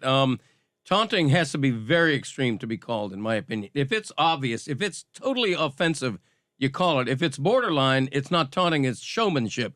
That's what's trying to save baseball is showmanship. The idea that guys are doing a slow home run trot and pointing at the pitcher, that's great for baseball. It's a good thing. It's not a bad thing. Look at Greg Cody. Wow. Yeah. It engages younger people. Jury duty changed you. Who is this person? I love jury duty, by the way, but that's a whole different story. No one loves jury Oh, duty. love I jury adored duty? it. Yeah, it was great. It was fantastic. Really? It's such a great experience. I felt great to be an American, a citizen, a voter who's honored to have been called for jury duty. But It's you're fantastic. a member of the media. Don't you tell them that? Like, you're not supposed to be in a jury. That's how you get out of it. See, That's how I get out of it. I got the best of both worlds. I was called to jury duty, but I was not picked for the jury because I'm a journalist, because Nice. I'm married to a defense attorney, and because as soon as the judge started referencing LeBron and talking about the Heat, I knew that he knew who I was, and he did. And so at that point, I'm like, yes, there's no way I'm going to be picked for jury. So you don't love jury duty. I love the idea of jury duty. The selection process. Yes. Yes. I like being included Getting in out the of pool. it. Yeah. Right, but not But it singled out. sounds like you like getting out of jury duty Even because more. you're It feels great. I Oh mean, my it God! does, When they picked the 8 jurors in order by number, I happen to be juror number 22 out of 28. I was counting down those numbers, and when they got that, the last one was number 18, and I'm like, yes. Look how I feel like happy going, Greg yeah. is right now. And I really don't know what his stance on this is. He spoke so glowingly of jury duty and loving it. Get ready for the least surprising thing ever. I love the idea of jury duty as well. Oh, here we go. Fulfilling Of course. one's obligation to one's country sounds like an ideal way to spend a day. $17 an hour. And perhaps weeks. You But want you've to never done it. No. I know, no, but you wouldn't want to be involved. You want to be It- selected, is what you're saying. We love the phrase, a jury of your peers. Mm-hmm. I want to be a peer. Right. I want to be a peer. Of course you do. That Yeah. has the equal and even-handed arm of justice. Wait a minute. What if your peer is a murderer? It sounds like you're just looking to make friends at jury duty. But I don't know if he's a murderer. I have to find out. I have to deduce. I'm not so sure. But you were sure that last night the referee did the hip check. He stuck his backside out. There's no argument against The that. evidence is overwhelming. I mean, the video evidence. What else was it? I mean, it might be your aforementioned trick hip. Like, It could. I mean, look. Let me just say You're, this. you're going with the trick hip defense. I saw video of Lincoln Burrows murdering the vice president's brother, and it ended up not being the case. Doctored footage. Mm. so that could be it. It if could the be. hip is That was trick, you must Prison acquit. I want to explore a little more Chris Whittingham's desire to have the power of justice. Now, do you also want to get selected, or are you like Greg No, Cody? he wants to I be do. selected. Yeah, Dan. I Yes. want to. Yes. I want to sit in a room for several hours reading books, and killing time. And then if I get selected, Killing what? killing time. Oh, okay. Witty's the kind of guy who would campaign to be the jury Yeah. foreman. He would Yes. lobby Oh, the I other would be a great captain. foreman. Yes. I'd be a great Yes. foreman. Yeah. Yeah, you would. Yeah. I He'd agree. wear the C. Right. I like the idea of being on a. I like the idea of being a juror too. No, you don't. I do, but I want it to be a good trial. Stugotz says he'd wear the C like that they give you a captain. Yes. Messier. No, it'd be like soccer. I wear an armband. Captain's armband. I don't know why you've made the jury I don't foreman know. the captain. The Alexander Barkov of juries. The jury foreman is by far the captain of the Yes. jurors. Yes, I guess. I don't think Witty would like a hung jury, though. Oh, no. Very. No, That's a just lot of no. Chance to say conflict. they're No. longer. Yeah. No, we'd get in a room and we'd hash it out. Being- If I'm a foreman, we're not having an uneven result. It'll be a unanimous decision. You don't want to stretch out the process, though? More Oh no, books? we want to stretch out the process. But Right. Whittingham wants a result. Whittingham's the jury that Whittingham is the foreman of is not going to embarrass him by coming back hung. That is not going to No, happen. that's an insult to the foreman, a hung jury. Put it on the Direct poll. insult. Right. Put it on the poll, Guillermo, at Batard Show. Is a hung jury an insult to the jury foreman? And also, is the jury foreman the captain? Because I'm pretty sure that Stugotz, it worked out for Stugotz, as it often does, but I thought for a moment that Stugotz thought that the jury foreman was known as the captain. And just, it's early in the morning. The fellow phlegm jurors has- call him Cap. or Skip, I guess. If you're going to do a sports term, I would think it would be Skip more than Cap. Have any of you been a jury foreman? I have once. So, Really? Yeah. It's Did you have a nice time? Was it great? I enjoyed the hell out of it. Wait, tell us about it. So it was like it was a driving under the influence trial, but the kid that was on trial actually tested negative. He refused an on-site test, and several hours afterwards, he had blood test negative. But there was a cop that nobody liked, that very clearly had a Tony Corrente-like vendetta against this kid. He didn't present well. So after a very short mediation inside the jury room where I took the leadership, I'm like, I would love to send this no guilty. I'll be the jury foreman. I, once again, like Tony Corrente, held out my hand as I handed the notes to the bailiff and just left the follow-through hanging in the air. Not guilty. I love that. Feeling of power. Wow. Well, I thought that would be the allure for you. The idea that you would be able to go in there and control somebody's future freedom. I thought that's the reason that you would love jury duty. Well, the thing I love the most, and we talked about this a little on the Greg Cody Show podcast that came out yesterday, if you want to listen to it. Beautiful. I enjoyed the voir dire where the lawyers and the judge, in this case, are all asking you questions. And like one of the judges asked, because cops were involved in this, do you tend to assume cops are telling the truth or not? And my response was, you never know. And I was using bits. Like, That's not true. There's no way that's true. You love that the judge knew who you were. Loved it. At one point, the judge says, "Can you be objective in this case?" And I said, "Zagacki." You know, and so I enjoyed myself. It was fun. You were just doing bits. Right, exactly. You were doing your own personal show. Back in my day. That's right. That's exactly right. Enjoyed the hell out of it. Today, exclusive to our YouTube, Batard and Friends. Go find it. Subscribe if you have not already. We're putting all sorts of stuff on there that you can find only on there. Jessica, who is otherwise off today, is coming in to have her pumpkin carving contest with Greg Cody.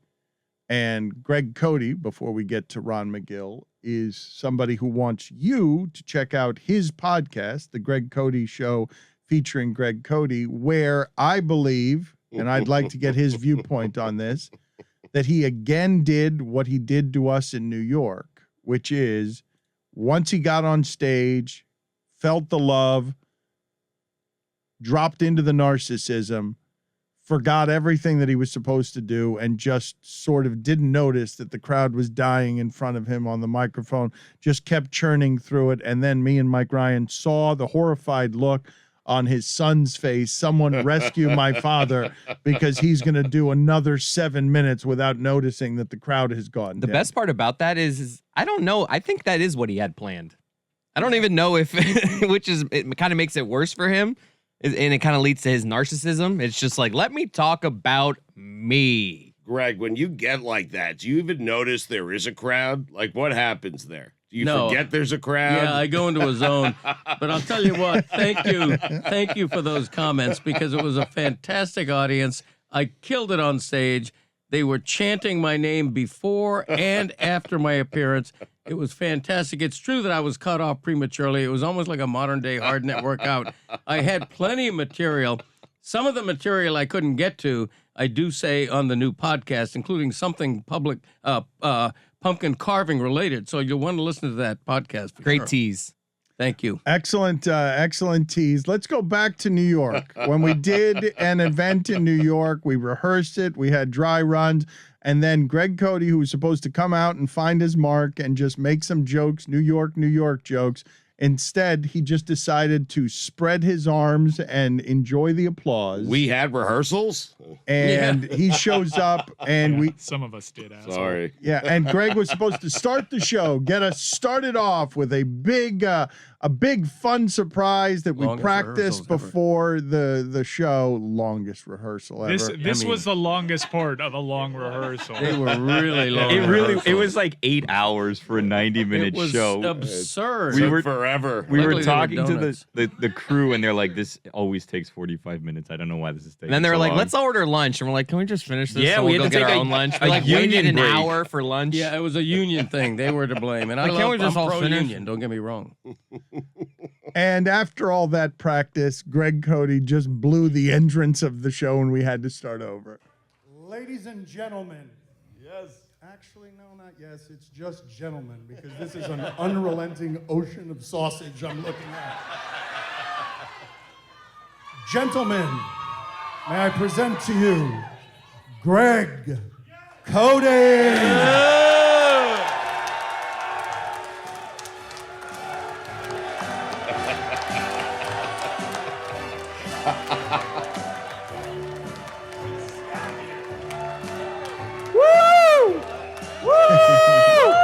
Just forgot what he was supposed.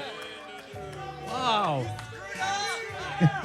You screwed it up because You already screwed it up. Let's do it again. Yeah, you we did screwed this it like up. 7 times today. You Get screwed out of it here. up. Do it Go again. back and The do it song's again. for you. You're taking the applause. You're supposed to be singing. He Do it was again. taking the praise. He got No, caught no, up. no. Let's Go back and do it again.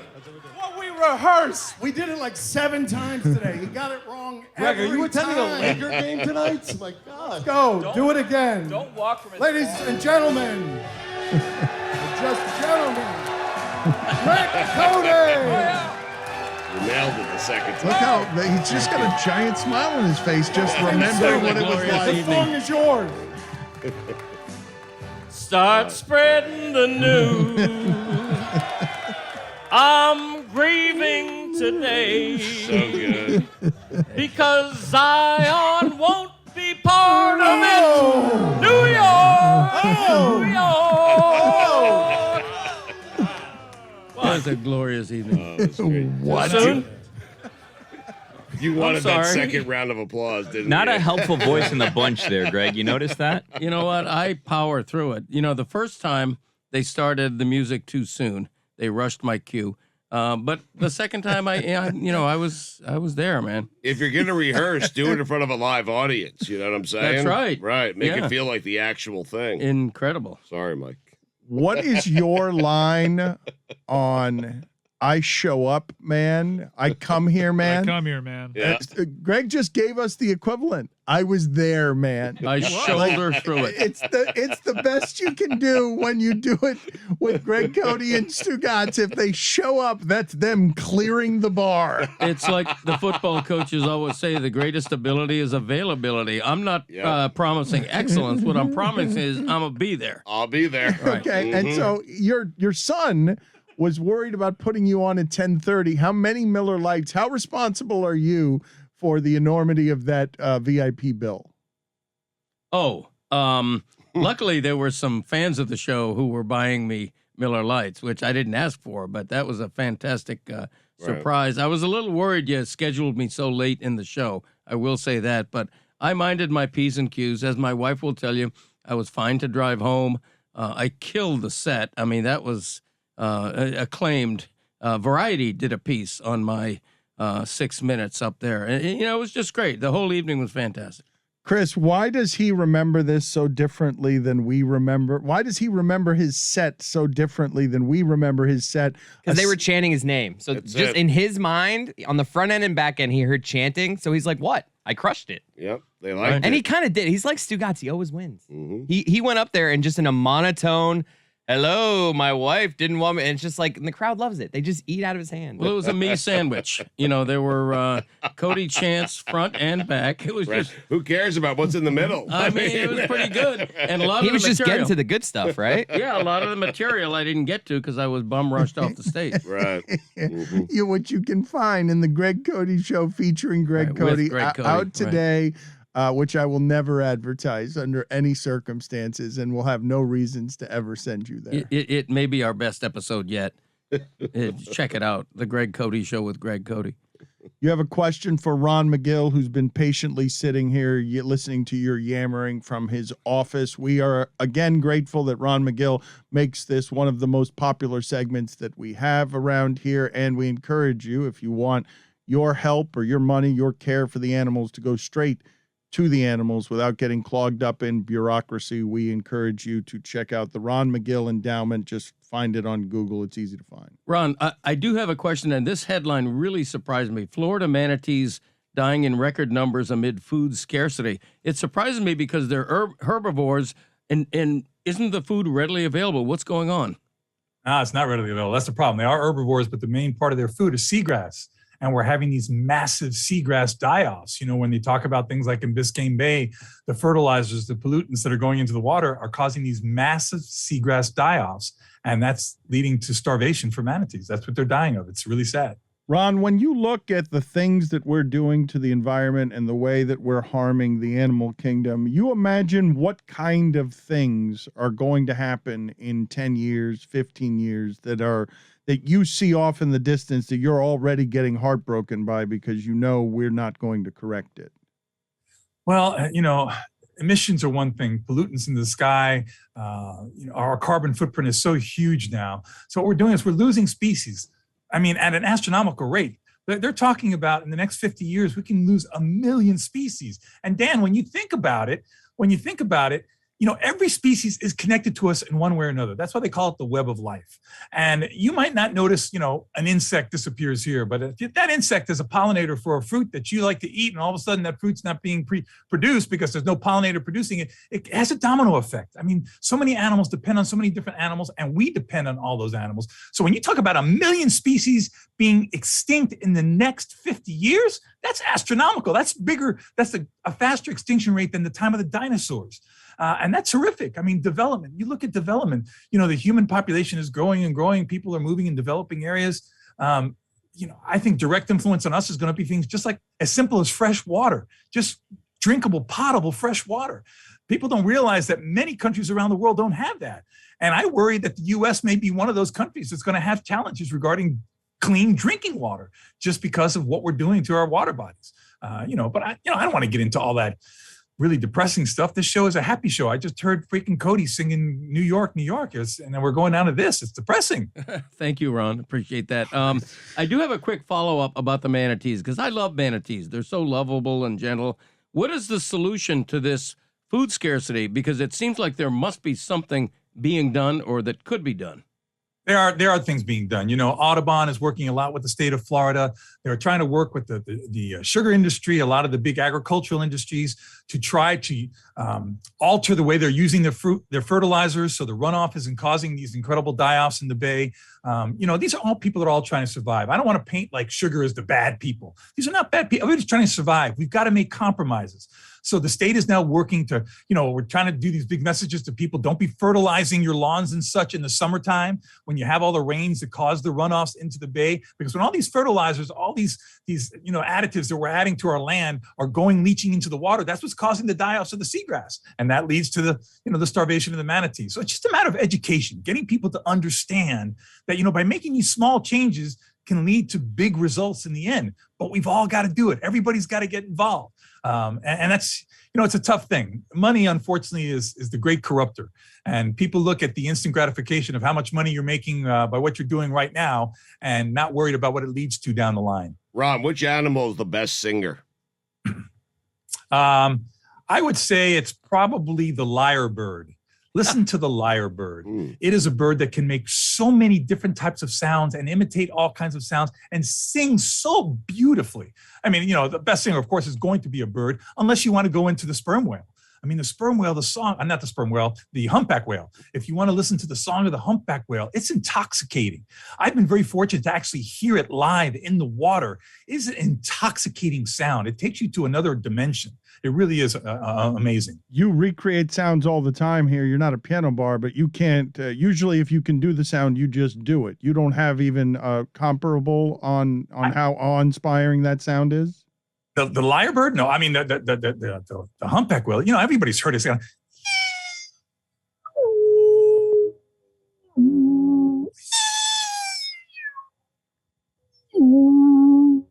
I mean, it's haunting, but it's intoxicating at the same time. That's terrible singing. Well, but he's talking the about Lyrebird sounds like me, right? Well, I thought the entire audience was looking for the good joke to make on the Lyrebird. Stugotz instead chose to make that joke as soon as he it's called Lyrebird, Lyre, not Liar. I've never even heard of that. Well, that's the thing about this show, Dan. You see, we expose people to new things and the wonders of nature. So I urge everyone to go to the Lyrebird, see if you can Google the song of the Lyrebird, the different songs that it makes. Oh, you know what else you should go? A cool song, the Ora Pendula. Check up the Ora Pendula and Google the sound it makes. It sounds like it's drinking water. It's a fantastic sound. Spelling, please, for people who don't know. Ora Pendula. I think it's Orapendula. Okay. You made it a Latin word. Is it it's Oropendula. It's a tropical American bird found mostly in Latin American countries. So I'm going to attribute it to being of Hispanic descent. Ron, I want to suggest something, and this is going to be a big fundraiser for your foundation. You do an album of you doing animal sounds from across the wild kingdom. I guarantee you that would sell. I'm serious. I love you, Greg. You're the best. You really are. Ron, thank you, Greg. Can animals be bilingual? Yes, animals can learn different languages, different dialects of their different cultures. For instance, chimpanzees, a lot of primates can adjust to different cultures. Some big cats, some lions. There are different sounds that are found in different geographical locations. And sometimes when those individuals cross the location into another culture, another population, they can adapt to learn those sounds. Are they like humans where it's beneficial to learn more languages at a young age, or does it not matter? I think it's absolutely beneficial. Billy, I'm really proud of you, these questions today. I really am, because usually your questions are absolutely dumb as a stump, but these are really good. Oh, wow. Necessary. Udonis Haslem is trending with Serbia. I don't know if he's gone to Serbia. I don't know if he's looking. I don't know if he's looking for the Jokić brothers, but it is now trending. Udonis Haslem and Serbia. I would greenlight that project just based off of that elevator pitch. Whittingham, do you have anything for Ron Magill? I do. Ron, which animal would you most want to be on a jury of your peers? Animal would I most want to be on the jury of my peers? A bonobo. Okay, not the answer I was expecting. Because it is a very intelligent animal. It is an animal that abhors violence. It settles everything with sex, and is, as a primate goes, it's the pygmy chimpanzee. It is just a fantastic animal. A fantastic.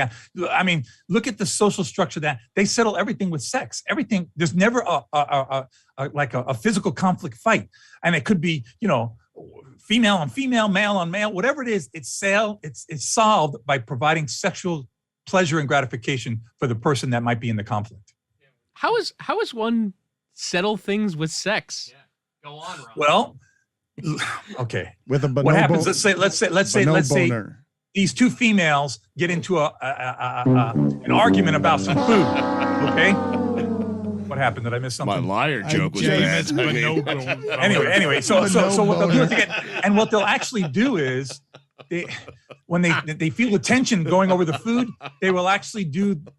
I don't know if I can say this, but it's kind of like a scissor routine. They get into a scissor position and they pleasure each other that way. Wow. And that Look immediately up, reduces the stress and it reduces Urban the aggression Dictionary. because they're pleasuring each other that way. Go ahead and look it up. No, Whitty. we are not doing that one. We are not doing. Ron, have you ever seen a hamster in the wild? I've not seen a hamster in the wild, no. Because there's this theory that they are just bred in pet stores, and that's the only place anyone could ever see a hamster. Wait. Hold on. We're not reading the scissor thing. We're Look at how that howling you hear is the happiest I've heard Billy in years. He just said, "Oh no!" Just listening to Chris Whittingham look at Urban Dictionary. Continue. I'm sorry, Ron. What were you saying about hamsters not existing in the wild? I believe they have a wild ancestor. I don't think it's the true hamster that we see in pet shops anymore. I think those animals have been bred over, hundreds of years probably, to become pets and no longer are the same animal that they originated from in the wild. But, it's a type of rodent. Let's just leave it at that. Have we emptied the clip on domesticated animals, or is there an animal out there that no one's thought to domesticate that could be the next big sensation? Like platypi or something? No. But the platypus cannot be domesticated. It's venomous. It actually has a venomous spur. Yeah, but the kids will love it. I like can't think beaver. of anything that's going to lead to be domesticated. No. The platypus you thought was a harmless animal. What kind of damage can the platypus do with its venom? It's got a venomous spur. It can make you really sick. It's not going to kill you, but it can make you really, really sick. The pig is right on the line. That was delightful. I don't know who that belonged to, but it was very Nice sound, it was yeah. very soothing. Thank you for adding it to our lives. The pig, what is right on the line of domestication where I know that you object. You are traditionalist when it comes to domesticated animals. You don't believe anybody should have, never mind chimpanzees or monkeys or any of that stuff.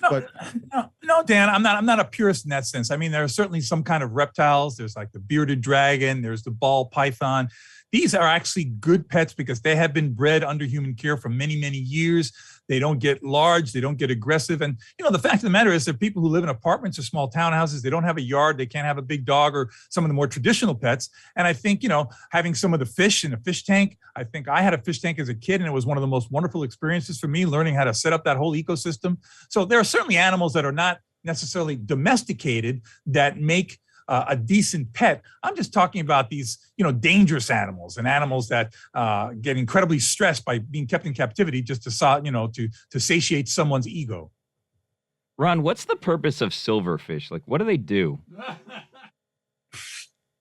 Billy, you're a flippin' genius. They provide food for a lot of other fish, and they also feed on algal growth. So they help keep areas clean in the river. They help, maintain the food chain. They're an important part of the food chain. No, I meant like the insect, the one that's like always in your like clothes or silverfish, shoes. the little things that yeah. are in books and stuff. Yeah. They will also be eaten by other animals. Other, insectivores will eat them. Other than that, all they do is kind of chew away at the paper in my book sometimes. It ticks me off. Can they eat your brain if they crawl in your ears? No, they can't eat your brain. They can't He's crawl in back. your ear and eat your brain. Tony told me they could. Who's Tony? Who the hell is Tony? Hey, Ron. What does Tony know? Hey, Ron. There's Tony. If you were the commissioner of all animals, and I think you should be, would you abolish ant farms? I think ant farms are fantastic. I would not abolish them. I had an ant farm as a kid, and I used to be fascinated by watching the plastic looking both ways. And you see the ants making all those little deliveries and creating the ant paths and all that stuff. I think it's just a wonderful introduction to nature. Yeah, but aren't you imprisoning the ants? Not if you're providing them with the food and everything that they need. No, they ants don't go out and go to football games and play softball or do any of those social things. By providing a structure that's big enough to satiate their social needs, along with the food and the structure, what you're doing is you're providing them with a wonderful sense of security while providing yourself with a wonderful window into the world of ants that many people seem to despise and may learn to be fascinated by. But out in the wild, thousands of ants can get together and carry a rubber tree plant. Mm-hmm. That's what a song once told me. That's right. Ain't no rubber tree plants in an ant farm. No, they don't carry a rubber tree plant in the ant farm because you're giving them food that's a lot easier. Let me ask you something, Greg. If you had to go out and lay cinder blocks all day long, and that's how you had to make a living, and you had the choice to do that or be behind a microphone and sing New York, New York for a living, which one would you choose to do? Oops, there goes another rubber tree. He was just waiting for you to stop talking so he I could would do the latter. sing Your his point's well song. taken. He wasn't even listening to you. My point is animals will do the path of least resistance. Okay. If it takes 1,000 of them to lift up a rubber tree plant, but they can take one at a time and have everything catered to them where they don't have to lift that rubber tree plant, I think they're going to go with the easier route. So they're lazy animals. They're not lazy. They conserve energy. Remember, animals don't live in a world where they can go to, McDonald's whenever they want and order their, number 3. They have to be able to have a reliable source of food, and they have to be able to kind of pace it out so they know they can survive. You see, we're the ones that are spoiled because we have all these things at our fingertips. That's why they tell you, why we shouldn't feed wild animals in the wild, because they become dependent on that. They lose their ability to gather their own food, or they start associating humans with food, and that's when they become a danger. So the bottom line is animals will always take the easier route. Always is a big word, but generally speaking, they will always take the easier route as long as they're able to survive. They're not, all hung up on getting the best steak or getting the best meal. They just want to get what's going to keep them alive and allow them to survive to the next day and to reproduce. Ron, are there animals that are capable of enjoying music or sports? So like sometimes we'll see like a cat will sneak into a game, or like birds will sneak into an arena. Could they be just kind of enjoying the music and going for free? And should we ticket them? To your original question, there are animals that do in fact enjoy music. There are animals that do in fact watching things like games. There's a million YouTube videos of dogs and cats glued to a television screen watching whatever video is being played at the time. So there's obviously some sense of entertainment, or at least engagement, involved in that. We do know there are animals that seem to settle to music, that can actually go to sleep to music.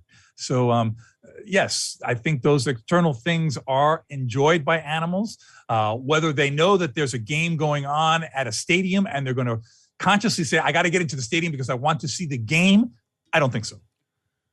In your childhood, Ron, you mentioned you had an ant farm, you mentioned a fish tank, any other things like that? How early did your interest in this stuff start, and what other things did populated your childhood on that front?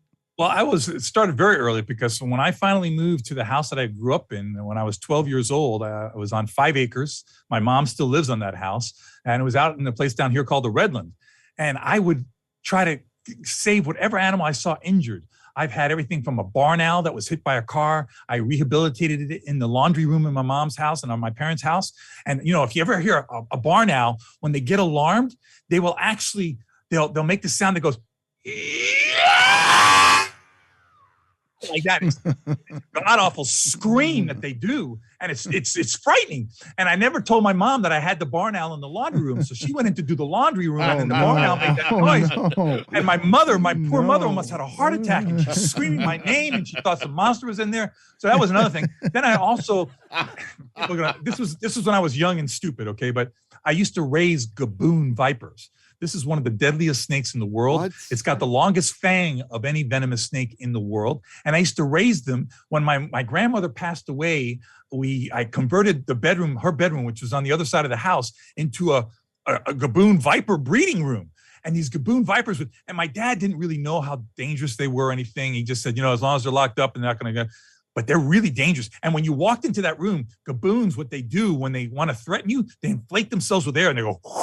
So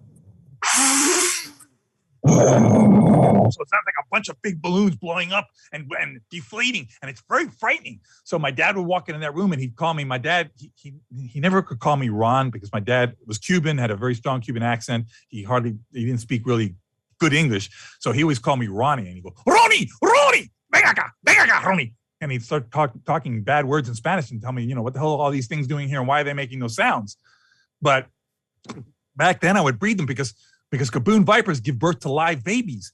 And back then, this was 35 years ago, I could sell the babies for like $200 a piece, and one female would have 20, 25 babies. So you're talking about a guy who's like 21, 22 years old, and one female has a bunch of babies, and I'm selling these things and I'm getting like $4 or $5 grand when I'm 21 years old back in the 80s. It was huge. A business. And they found out how dangerous they were, and they told me how to get rid of them. It's like selling snakes on the black market, though. I mean, you would be mad if someone was doing that today. How many did you have? Like, there's a room in your house. Your family is. Yeah, I had three pairs, so I had 6 of them, stationed in different areas of the room there. With certain heat lamps and the total photo period, and everything had to be done perfectly so that they would reproduce. But I was permitted. I had my license. I had all the things, and I only sold to permitted people. But I wouldn't do that today. I mean, these are things that you do when you're young and you're stupid. I mean, I'm lucky I never really got hurt badly getting bitten by one of those things because as I look back, I tend to be overconfident in working with them. And I think it's just, a product of being young, male, thinking you're invincible. But looking back, it was not very intelligent. Put together for us next week. Let's not forget this. I'd like top 5 dumbest things that Ron Magill has done around the animals, but I don't want to unleash that. I want him to have time to prepare that list. And in the interim, let's be like the CBS Sunday morning show and just lay out here for a second to hear the aforementioned lying bird.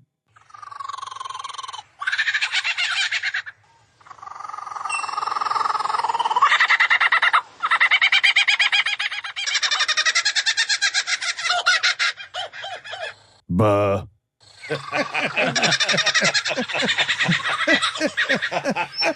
Man, that's beautiful. That's beautiful. It is. Buh. It is so beautiful. Listen to that. Listen to the variety, the diversity of the sounds. Yeah. God, you guys don't appreciate things sometimes. I'm sorry. Exactly. Ron, good talking to you. Have a good one, guys. Take care.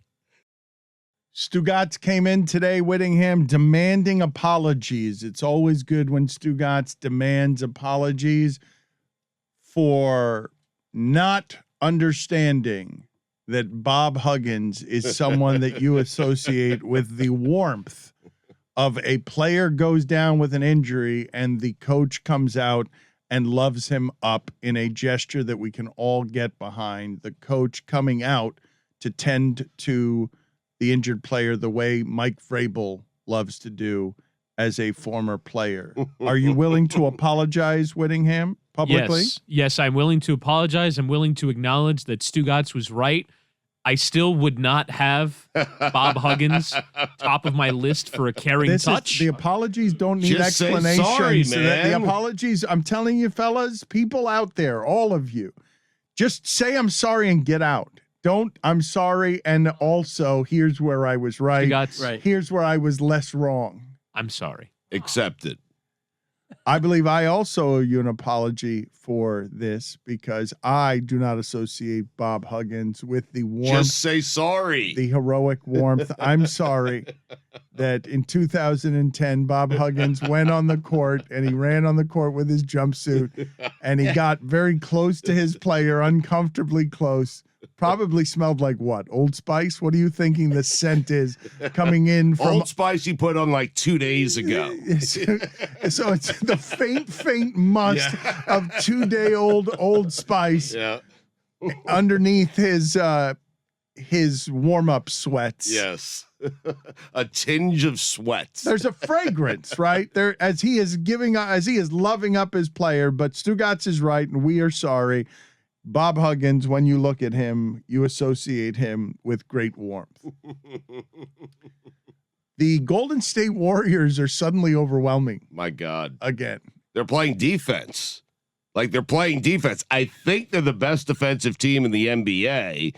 And if they're going to be that with Steph Curry playing the way he's playing, they're going to be really good, like almost unbeatable. They're giving up less than 100 points per game.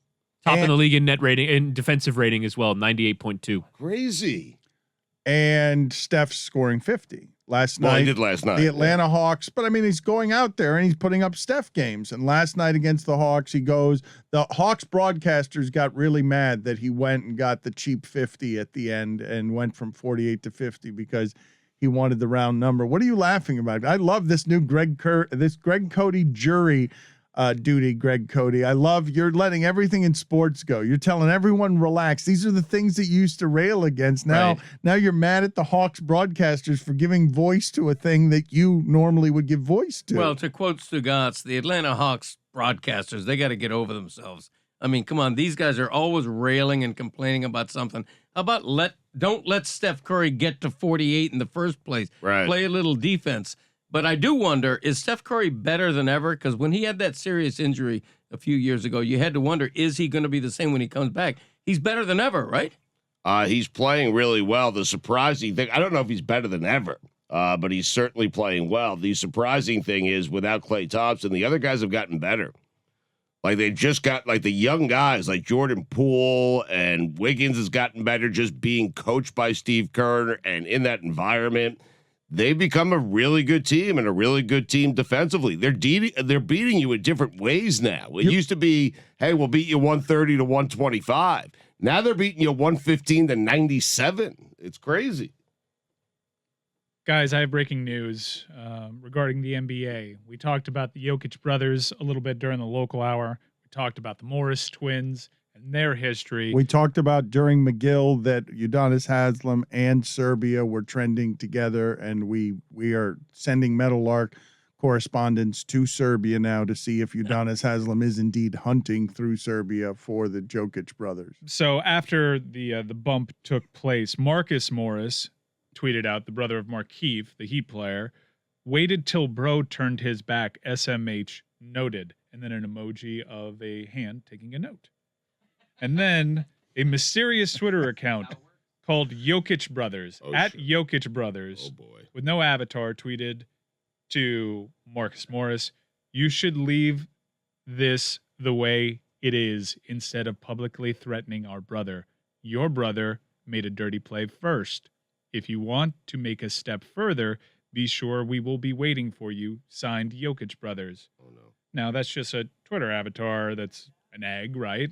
But Mike Singer, a Nuggets reporter at the Denver Post, has confirmed that that is indeed the Twitter account of the Jokić brothers. Oh, man. If you're Marcus Morris, you leave it alone right there. That's it. With the note emoji, that's where the last word the last word you're speaking is the note emoji. If you want to make a step further, be sure we will be waiting for you. Yes, I am sure of it. And what I'm not sure is that is the Jokić brothers account, because I thought that was a spoof account. And it's what I would write if I were creating a spoof account. Mike Singer, reputable, verified Twitter account that covers the Denver Nuggets, says you just got a text from Jokic's brother. They're going to come to Miami. They're going to come to Miami. Wow. It's war. And we have, for a long time, a lot of people in this audience right now are saying, like, oh, stop with the posturing, Jimmy Butler. Stop with the I'll see you outside 3 minutes after the fight. You could have handled it while you were there. Everyone. But no one ever goes outside after the game and fights. I mean, not anymore. They used to. They meet by a bus sometimes. I think the aforementioned Carmelo Anthony situation was meeting by a bus, and a lot of people were alleging that was about disrespect toward his then wife, correct? Isn't that was a Kevin Garnett? Those are two not. This is a different class of menace we're talking about here, though. The Jokić brothers and the Morrises combined with Jimmy Butler. This is not Carmelo and Kevin Garnett. No, this is what the Jokić brothers do for a living. I mean, they meet you by a bus. They hunt you down. They hunt you down. Yeah. Put it on the poll, Guillermo. Is what the Jokić brothers put on their tax forms hunt you down for a living? Zach Randolph did go into a locker room seeking out Kendrick Perkins one time in 2012 and was fine. Zach Randolph had the kind of the reputation and menace that Udonis Haslem does. The thing about Udonis that's interesting to me is that Zach Randolph had a couple of public incidents that had some details on them, like his friends will beat you with a pool cue if you charge too much on your marijuana, that gave him that reputation. The thing about the Haslem reputation that is so impressive is he has that reputation, universal and consensus, without a spot on the record, without something to show you, hey, where does that come from? It's all reputation based on where he comes from, which is the grittiest part of Miami. But what are the incidents on Udonis's record where you would have something like Zebo? Yeah. But it's all reputation. Like we've never. There's a Hansbrough foul, the Antoine marijuana incident, the Dwight Howard stuff, the face-off with David West, who is also reputed to be a tough guy, and neither guy backed down, but nothing came of it. But you're right. It's all he's all back alley without a high-profile incident on the court, or off the court for that matter. I think, you correct me if I'm wrong, because I don't want to, as my feud with Udonis Haslem escalates as he rips me in GQ, I don't want to suggest that reputation is not earned. But it would be funny if one day, after talking about this for decades, like Suge Knight, he just got knocked out by a hairdresser in a salon one time while he was in it, because that happened to Suge Knight. I'm not even making that up. You're not helping yourself out here, No, man. I'm just. It would just be kind of great after decades of obsessing about you better be careful about UD if it could somehow be unmasked. It wasn't like Suge Knight wasn't a bad man. He just had a bad night that one time he went in to see a hairdresser who knocked him out. It's that Suge Knight had an earned reputation. I'm not saying Udonis's reputation is not earned. It's just consensus, and it's fairly amazing given that it doesn't have anything on it that we actually know about, making it all the more mysterious. I think it's ridiculous, getting back to the Jokić brothers against Morris's.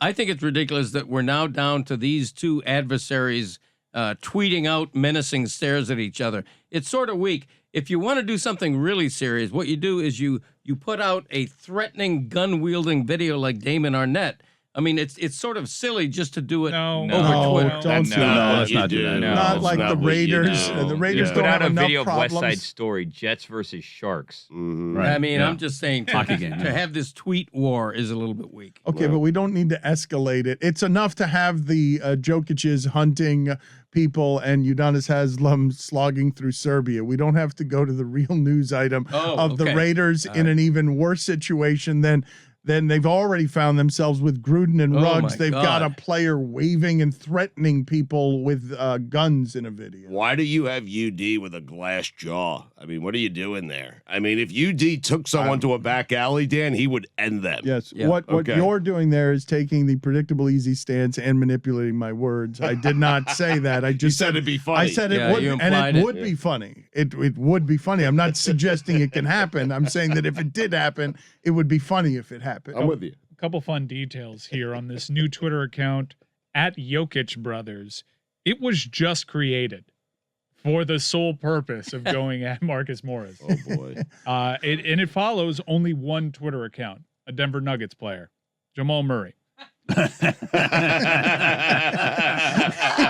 love it. This is the spoof account I would create. You're telling me it's real, and it's how if I were making a spoof account trying to get into the news to escalate the fight between menacing people, I would write the same words as you're telling me. You're telling me this is fact. Through a Twitter egg, the Jokic's have just created an account to drag in the other Morris brother to see if this ends here. You better not talk shit with your notes emojis, with your emojis that are saying you're taking notes, because we're taking notes. We're also taking notes. It's fun, but the NBA needs to tread lightly. Honestly, this situation needs some interjecting, because you have two brothers that have premium access to games. They're credentialed, or at least are wearing lanyards here. They have one incident where they threatened to go on the court and had to be restrained. And now we have public threats being made, or veiled threats, not so veiled, to NBA players. Honestly, if they make their way down to Miami, first off, they shouldn't be allowed to. Jokić needs to step in. You're again. Mike, why are you stopping this? Hold on. Because this What is isn't just on the court. If there are two volatile brothers that are in the stands, that could get real ugly. And it doesn't have anything to do with the players on the court. What Mike is doing is ever producing on behalf of the NBA. If you don't actually want an ugly incident, I'm sure many people are listening to this saying, what are you talking about? Just knock it off with the soap opera drama. But Mike is getting to a place where he's limited freedoms here, because you don't want one of these things to actually escalate into something terrible in Miami. But before we go down that particular path, I would like to enjoy this story a little more, because you've got in our chat, you've got Parakeet Cortez saying Jokić was dirty all night, hitting Bam in the face, deserved to be shanked. Whoa. I don't think he meant for that to be out there, Dan. Mm-hmm. Deserved. It's a joke. It's the same thing as Billy. Did Billy mean that we should execute Tony Corrente? Like, it's not. I think he meant that, Billy actually. spoke for Billy in that instance. I don't remember saying that. I That's think Dan crazy. said that. Chris Cody's response to this is because this is what's happened here, and I think the audience absorbed what happened here earlier as well. We let Markieff Morris skate here because we're Heat Homer show. He started all that. Now, Jokić Now ended you it. sound like a Jokić brother. Yeah, really. Jokić ended it, but Markieff Morris, like, we could talk about how harmless that was, and Jokić himself said he was wrong, but it didn't escalate because Jokić escalated it with Morris. He tried to end it, is what you're saying. Jokić with an apology. Please don't excuse what Jokić did there. That was He was bad. worse. But all you can do after that is apologize. I'm not. There are a lot of people defending it, and I just don't get it. That's an NBA foul when you're trying to stop a break. Was there a little bit more to it? Yeah. I mean, what Ryan Cortez pointed out with Jokic's hard fouls on Bam Adebayo, that's a little payback. You don't wait till someone is running away from you, not knowing what's coming to do that. It's insanely dangerous. Cowardly as well. His reaction was outsized. That's the reason that people are reacting to it. Well, he's also outside. But so is he, and so are his brothers. And so are all of these people we're talking about. So much so, I remember, Stugotz, this is funny because I know people listening to this. Everybody's a tough guy listening to this. Look at these guys talking about this stuff. I remember when Udonis Haslem and David West squared off. I remember feeling fear, and I was watching on television. I was at the arena that day. That happened, and there was a lady sitting in front of me, and I grabbed her pearls. I clutched at her pearls 2 rows in front of me because I was scared. And just let's say the Jokić brothers come to this game in Miami. Would you want to be sitting a row in front of them?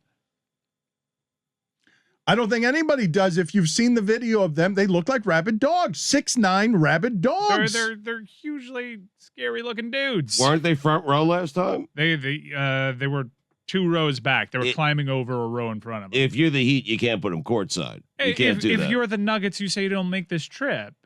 It's all fun and jokes, but when you have some of the central figures being in the stands and being threatening, feeling like they have to live up to a reputation and protect family, it could get ugly real quick. They should play the rematch in an octagon so that at the very least the Jokić brothers have to scale the fence.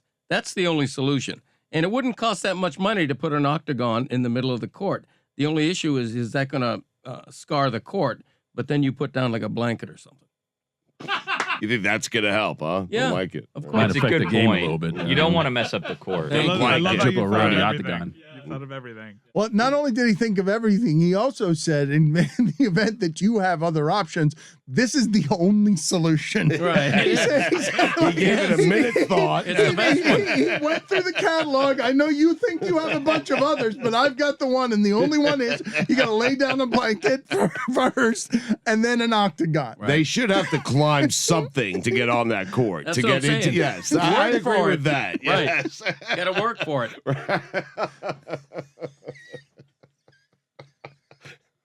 Blanket them. Yes, a thick blanket, please. The only solution. That's the best one. Rubber You mat. know. You didn't say the best one. The only one. It's the only one I could think of. I want to get to 2 things here before we get to Tony Khan, who runs AEW, friend of the show. There are 2 things that were happening during the break before he came in here and joined us in studio. You could check out AEW Dynamite every Wednesday night, 8 p.m. Eastern. AEW Rampage every Friday, 10 p.m. Eastern. Both of those are on TNT. The 2 things that were going on were while Greg Cody was preparing for this pumpkin challenge, I walked into the other room. He was around the pumpkins, his pumpkin, Jessica's pumpkin. Pumpkins were hard to get after Halloween. That was a bit of a surprise. And he was just laughing in a room by himself. And I came in and I'm like, what do you laugh? Just like that. What do you laugh? And he's like, nothing to see here. Never mind. Nothing to see here, Dan. You didn't see anything. So I don't know what he's got going on, but something's going to happen on YouTube here in a little while. And I felt like I walked in on you trying to sabotage Jessica, perhaps. Oh, I would never do that. Come on. Who do you take me for? While he was doing that, and I'm sorry to burden you with this, Tony, we'll get to you in a second, but Billy and Tony were having a raging argument about Danny DeVito. I don't know where that started, but Billy was screaming at Tony. Not me. Not you, at the other Tony. Who the hell is Tony? Not the Tony that My we know. Tony. Yes, Stugotz is Tony. What was the nature of that argument about Danny DeVito? Well, we saw a proper 12 whiskey truck driving around outside. So then we started talking about which is the crappiest celebrity that has their own alcohol. So we were looking it up. And then, by the way, if you want to know the winner from our early research, it's Mike Piazza and Billy Bush are tied. For that. Tied. Yeah. Piazza? Well, how is Mike Piazza tied with Billy Bush? Like, they're not the same.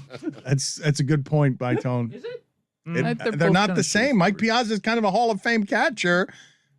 And Billy Bush is... It's not the most famous person in his own family. Okay, so anyway, so we were talking about that, and then we got to Danny DeVito, and I was like, Danny DeVito, that's a strange one. But this is only a list of 12 at the time. Then we found a list of about 600. So we said Danny DeVito was weird, and then Tony was arguing what a big star Danny DeVito is. And he is a big star, though. And then my argument to you was, if I gave you 100 celebrities you said you wanted to hang out with, you would forget to add Danny I would not DeVito. forget Danny DeVito. I'm an Always Sunny fan, so I would have him at least maybe 79 to 87 You'd range. forget Danny DeVito. It's a fair range. No. It's a Don't fair you range. remember what happened with George Clooney and the Limoncello after One Wild Night with Danny DeVito? Exactly. No, that guy's top 10. You mentioned Clooney, and this is what we were talking about, because Clooney sold Casamigos for whatever, $1 billion, and gave all of his friends a suitcase full of cash, $1 million. He just started handing out to his friends because he made so much money just lending his name to a liquor. That's where the conversation started. Is this news to you, Con? You know everywhere that people are making money. I thought that one of the great scams is just lending your celebrity name to a liquor and hoping it pops, because we love famous things. One of your good friends, one of my good friends, and it's his birthday today. Happy birthday to Chris Jericho. I don't know if this is going to actually get released today. It is. Oh, hey. All right. Well, then perfect. Happy birthday to Chris Jericho. He's got a big match at the pay-per-view this weekend, wrestling Miami's own Dan Lambert of American Top Team. Well done. And he's got his own celebrity alcohol, Dan. He's got a little bit of the bubbly. Mike's drank a lot of it. Mike's drank a lot of a little bit of the bubbly. It sounds like that's tongue-in-cheek. That Jericho's funny, man. A little bit of the bubbly sounds sufficiently cheesy. Is it doing well? It's done incredibly well, but we've actually gone back for a second run. It's on its second run. So we sold out. You must love Jericho so much because of how much he wants his fingerprints on everything, how much he cares about making sure that everything that around him is his standard. Absolutely. He's a great professional, and he's an awesome person to work with, but he's also such a huge star and brings a lot of buzz, and he brings a lot of fans, and I'm really excited for his match this weekend at the pay-per-view. We have a stacked show, and from the beginning of AEW on pay-per-view on TV, Chris has been one of the key people that got it going. Have you met a lot of people in the sport, never mind with his star power, but who care and work that way? Well, in his 50s. There are very few people, and really there's nobody that's ever had the run Chris has had in terms of spanning that length of career at this level on TV the entire time for the bulk of his career. Through WCW, WWE, and now AEW. And Chris in AEW, when we started, was the huge name, the big star that we built a lot of our TV and pay-per-view shows around, and he's still a huge name. We have a show called Rampage. When I first came on, we had launched AEW Wednesday Night Dynamite, which has done really, really well since I first came on the show and talked about it. We've had 6 straight weeks recently where we were the #1 show on Wednesday, 6 straight Wednesdays, and they gave us a second show called Friday Night Rampage, and Chris actually is also a commentator on that show, and not only is he a great wrestler, he's a great commentator, and Chris works really hard at everything he does, and now he's new to the commentating, and I'm sure he's going to get really good at that as well, but I have to say, as a wrestler, as a wrestling interview, and also as a professional and somebody who organizes his segments, somebody who makes sure that He's always prepared, always comes in with good ideas, and also somebody that holds other people to a really high standard. Like, no, there's very few people like Chris Jericho, and then to sustain it for so many years, it's unprecedented. What does it mean that you beat SmackDown in a ratings battle? I did not. When you've come on and talked to us about this venture and this business enterprise, you put the bar very high. And it seems like you've exceeded it all much faster than you intended to, because this seems to have happened in a short period of time. SmackDown, the incumbent, this is not easy to get here this fast. Well, that's our two shows are Wednesday Night Dynamite and Friday Rampage, and I think what happened here is Mike gave you some quick info as we came in, but you may not have known the background of it. So, SmackDown normally would air on Fox, and they had preempted the show to Fox Sports 1, and that put them on cable, which is also the medium that Rampage is on TNT. So with our show being from 10 to 11 p.m. and their show being 8 to 10, they decided to do an extra half hour head-to-head with us, which I didn't really expect and was surprised by, but then was up for the challenge. It was kind of a unique situation because I had already announced the card, and it was a good card, but it wasn't like the most loaded stack card I would have put together necessarily if I'd known I was doing 30 minutes head-to-head. But I also felt like I kind of had to stick with what I'd put on that card because there was really good stuff on there, and also it was the flow of the stories. And I just thought it would have looked pretty desperate if I'd changed the card up because I was going head-to-head, and also I really believed in what we had. What we had was CM Punk, who's come back to pro wrestling and made a huge difference. And, since the last time we visited, I've gotten a huge lift in pretty much every business metric because of his arrival and the arrival of some more new stars. Bryan Danielson, Adam Cole, Ruby Soho all came in really quickly, and they're all really big names in wrestling. And it's been kind of a perfect storm of a lot of good things happening for AEW, and the launch of Friday Rampage. I didn't expect to go head to head with them, but we did. And the way that our network kind of scores everything, the way they would rate our performances by how we do in the 18 to 49 demographic. Definitely, we care about how people older than that or younger than that feel about the show and how they watch it and what they like and don't like about it. But the 18 to 49 demo is what they give us the numbers on, and it seems to be the main thing they focus on. And we did beat them in the demo. Now, another cool thing about it is they came at us commercial free and with a lot of their big stars. And I was not expecting that. And it was a surprise sneak attack. You had to make some quick decisions, big decisions. Tony, they also played dirty pool because they started leaking out almost immediately, not exactly how accurate ratings work, to other media members such as Darren Ravel, who days later, after the full data came out, you enjoyed taking a victory lap on. They brought the fight to you. They tried to bring the fight to you. But Tony's beaming right now. He really is. He's radiant. I'm so glad you guys are the ones saying this. Yes. So that when Because he doesn't. Tony, you said plenty for yourself there. If you guys think the pro football aggregation sites are bad, you should see the wrestling aggregation site headlines. So I'm so glad that you guys are the ones. You've been very kind. Look, at every turn, you have not instigated anything.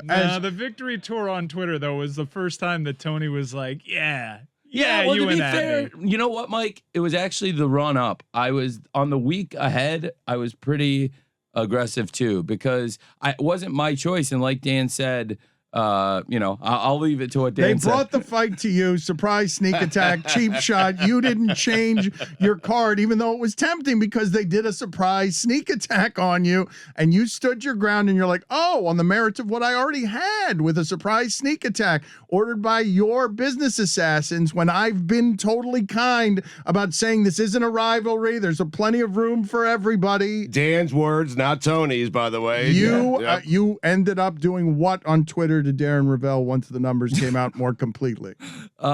So I actually ended up sending him the actual numbers with that because he had tweeted out some pretty misleading numbers about what had been the ratings over the weekend that he'd gotten leaked to him.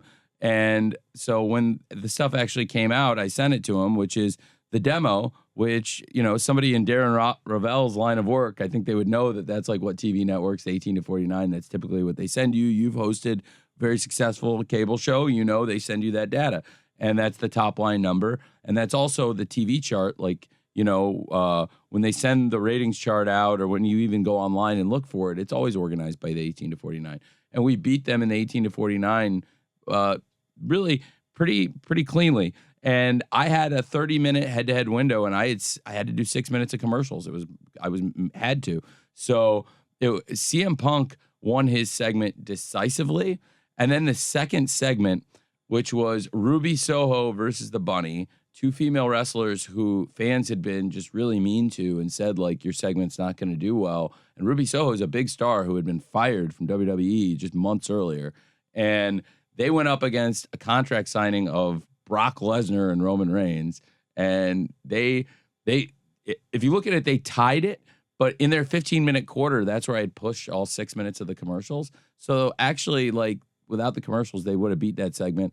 And then the previous 15-minute quarter was CM Punk and Matt Sydal head-to-head with Becky Lynch and Sasha Banks, and that is a big match, and our match was a big match too, and it decisively beat their match. If I had asked you 2 years ago, how soon will that set of scenarios play out in your life, or 3 years ago, right when you're beginning to hatch this idea with your father, you would have told me that won't happen for 10 years, right? That won't happen for 15 years. I would have been very surprised, especially by how the whole thing happened, because Mike is a big wrestling fan, so he'll tell you, like, I think it was a small bite of what a lot of fans actually kind of wanted. It was for one night, fans were very interested in the head-to-head because typically we haven't gone head-to-head in a while. There was head-to-head competition on Wednesday for a while. They had brought their show NXT to cable and gone head-to-head when Dynamite first debuted, and that went pretty well for us. I think it was 76 Wednesdays they were on head-to-head, and in the demo, I think we won like 75-1. And in the overall viewers, I think we won like 66-10. It was a public acknowledgement from WWE, who on investor calls would always say, well, phones are the competition, sleep is the competition, but AEW is not really competition. Well, if they're not competition, why, when you're moved to a cable network, are you extending your show commercial-free, throwing your biggest possible punches at Rampage, which is it's a new show. It's not the flagship of AEW. It's hard to generate audiences on cable. But we're doing huge matches on Rampage. I don't want it to get, I mean, just as they built a second franchise, with SmackDown, there was Raw, there was SmackDown, and they built that, and actually they get paid more per hour for SmackDown now. Rampage is a huge show, and I put some of the biggest segments and biggest matches and best matches of the year. But you're still building an audience. Yeah, head-to-head AEW beat WWE, who publicly wouldn't acknowledge AEW, but privately put all this the energy last in time there. he was here, it's the theory of first they ignore you, then they laugh at you, then they fight. But that's the best kind of win, because you got revenue and you got ratings. Like, you ran your commercials and still outrated them, and that is a special kind of victory for you. We won the half hour. Thank you so much, man. We won the half hour 0.25 to 0.22. I believe, and it was a decisive victory, and I was really happy in particular for CM Punk, who is a great person, and I've gotten to know a lot better in the past couple of years, and he had been out of professional wrestling for a really long time, and he had been served a lawsuit by WWE on his wedding day. On the way to his wedding, he gets a lawsuit, and he's really, I think it's been a long time coming for him to come back, because he loves pro wrestling and the pro wrestling fans really love him. And it's been such a blessing for our business. And I thought it was a really cool moment for him to go head to head. And he was wrestling Matt Sydal. It wasn't like the biggest box office opponent I could have put against him necessarily, but the match drew really well because it's a great wrestling match. Matt Sydal's a great technical wrestler. He's a great high flyer. And people were excited to watch the skill of the wrestling match and see the art of it and see CM Punk in his element. It wasn't necessarily about him wrestling the biggest name. I've got some football questions for you, but I would imagine, given the success vis-a-vis the expectations, that even more now you've been emboldened to continue to double down on the investment, that you will spend more and more to get more and more stardom because you've had more success. I imagine you expected to do some losing at the beginning of money, of ratings, just losing the way that startups lose. Yeah. I mean, you do when you start a company, make big investments. And we did put huge money in up front to start AEW. And now we've been rewarded time and time again. I was here in this building. I went into your dressing room in January of 2020, a couple months before the pandemic hit, and negotiated a TNT contract extension that I'm still working off of. We did a 4-year contract, and it was about $175 million for 4 years. And that was only after we'd been on TV for just over 3 months. The show had been so successful, and that contract also provided to launch another show, a 1-hour show that's now Friday Night Rampage. And we've built this pay-per-view business since the last time I saw you. Every pay-per-view we've done has been up and up and up. And the last show we did, Labor Day weekend, All Out, where CM Punk made his in-ring debut, and also a bunch of new stars arrived for the first time, Bryan Danielson, Ruby Soho, Adam Cole. It was really big for us. Another thing that I have to say, not only have we hit new highs in pay-per-views, live attendance, we did the Arthur Ashe Stadium where the U.S. Open's held. We sold out for AEW Grand Slam, which was our biggest attendance. We had 20,000 people. It's the biggest attendance for a wrestling show in New York in over a decade. So really, so many things have gone well, but also from a talent acquisition standpoint, some crazy things have happened. I mentioned CM Punk. Bryan Danielson is one of the great wrestlers of all time. He was a free agent.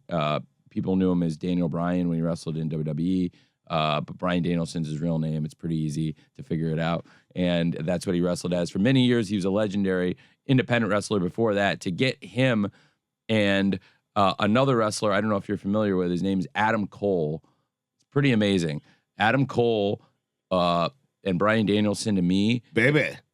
So Stugotz knows Adam Cole very well. Of course, who doesn't? He's a huge star in wrestling. I don't know, Dan doesn't watch as much wrestling as you, and Mike watches a ton of wrestling. So Adam Cole, when he was on NXT, I think it was like 76 Wednesdays we were head-to-head. And I've worked in sports a long time, and, thankfully have Fulham right now are on a great run, and I know you're going to want to talk football. Hopefully we talk some European football, some English football as well. But, I've worked in sports a long time and have been in the NFL now. This is my 10th season, and it's my 6th season as the director of football at Fulham. And so I've seen a lot of things in sports and a lot of game planning. So in my 76 weeks head-to-head in pro wrestling, I did look at a little bit like preparing for an opponent. And a 2-hour show is 8 quarter hours. And I'll tell you that the entire head-to-head run, the main guy on the other team was Adam Cole. Baby. And he was the guy that you would, boom, he was the guy that you would game plan against. And it was like, it's like signing the free agent that you used to game plan against and try to contain. And you would say, like, we can't let this be the guy to beat us. We can't, you know how I said it was, I think 75-1 in the demo. The one episode we lost was December 18th, 2019. I was in Corpus Christi. They did an Adam Cole versus Baby. Yep. Boom. Finn Balor match. It was Adam Cole versus Finn Balor. Baby. And they did like a long match with no commercials. And I think they did the first half hour, no commercials. And that's the only time in, that whole run, almost a couple years, that we lost the demo. And I took it very personally, but I also have held him in such high regard. And every Wednesday, he was the guy you'd worry about. So now to have him on our team, and he can be a young guy you build around and also a great veteran like Bryan Danielson coming in, it's changed the game.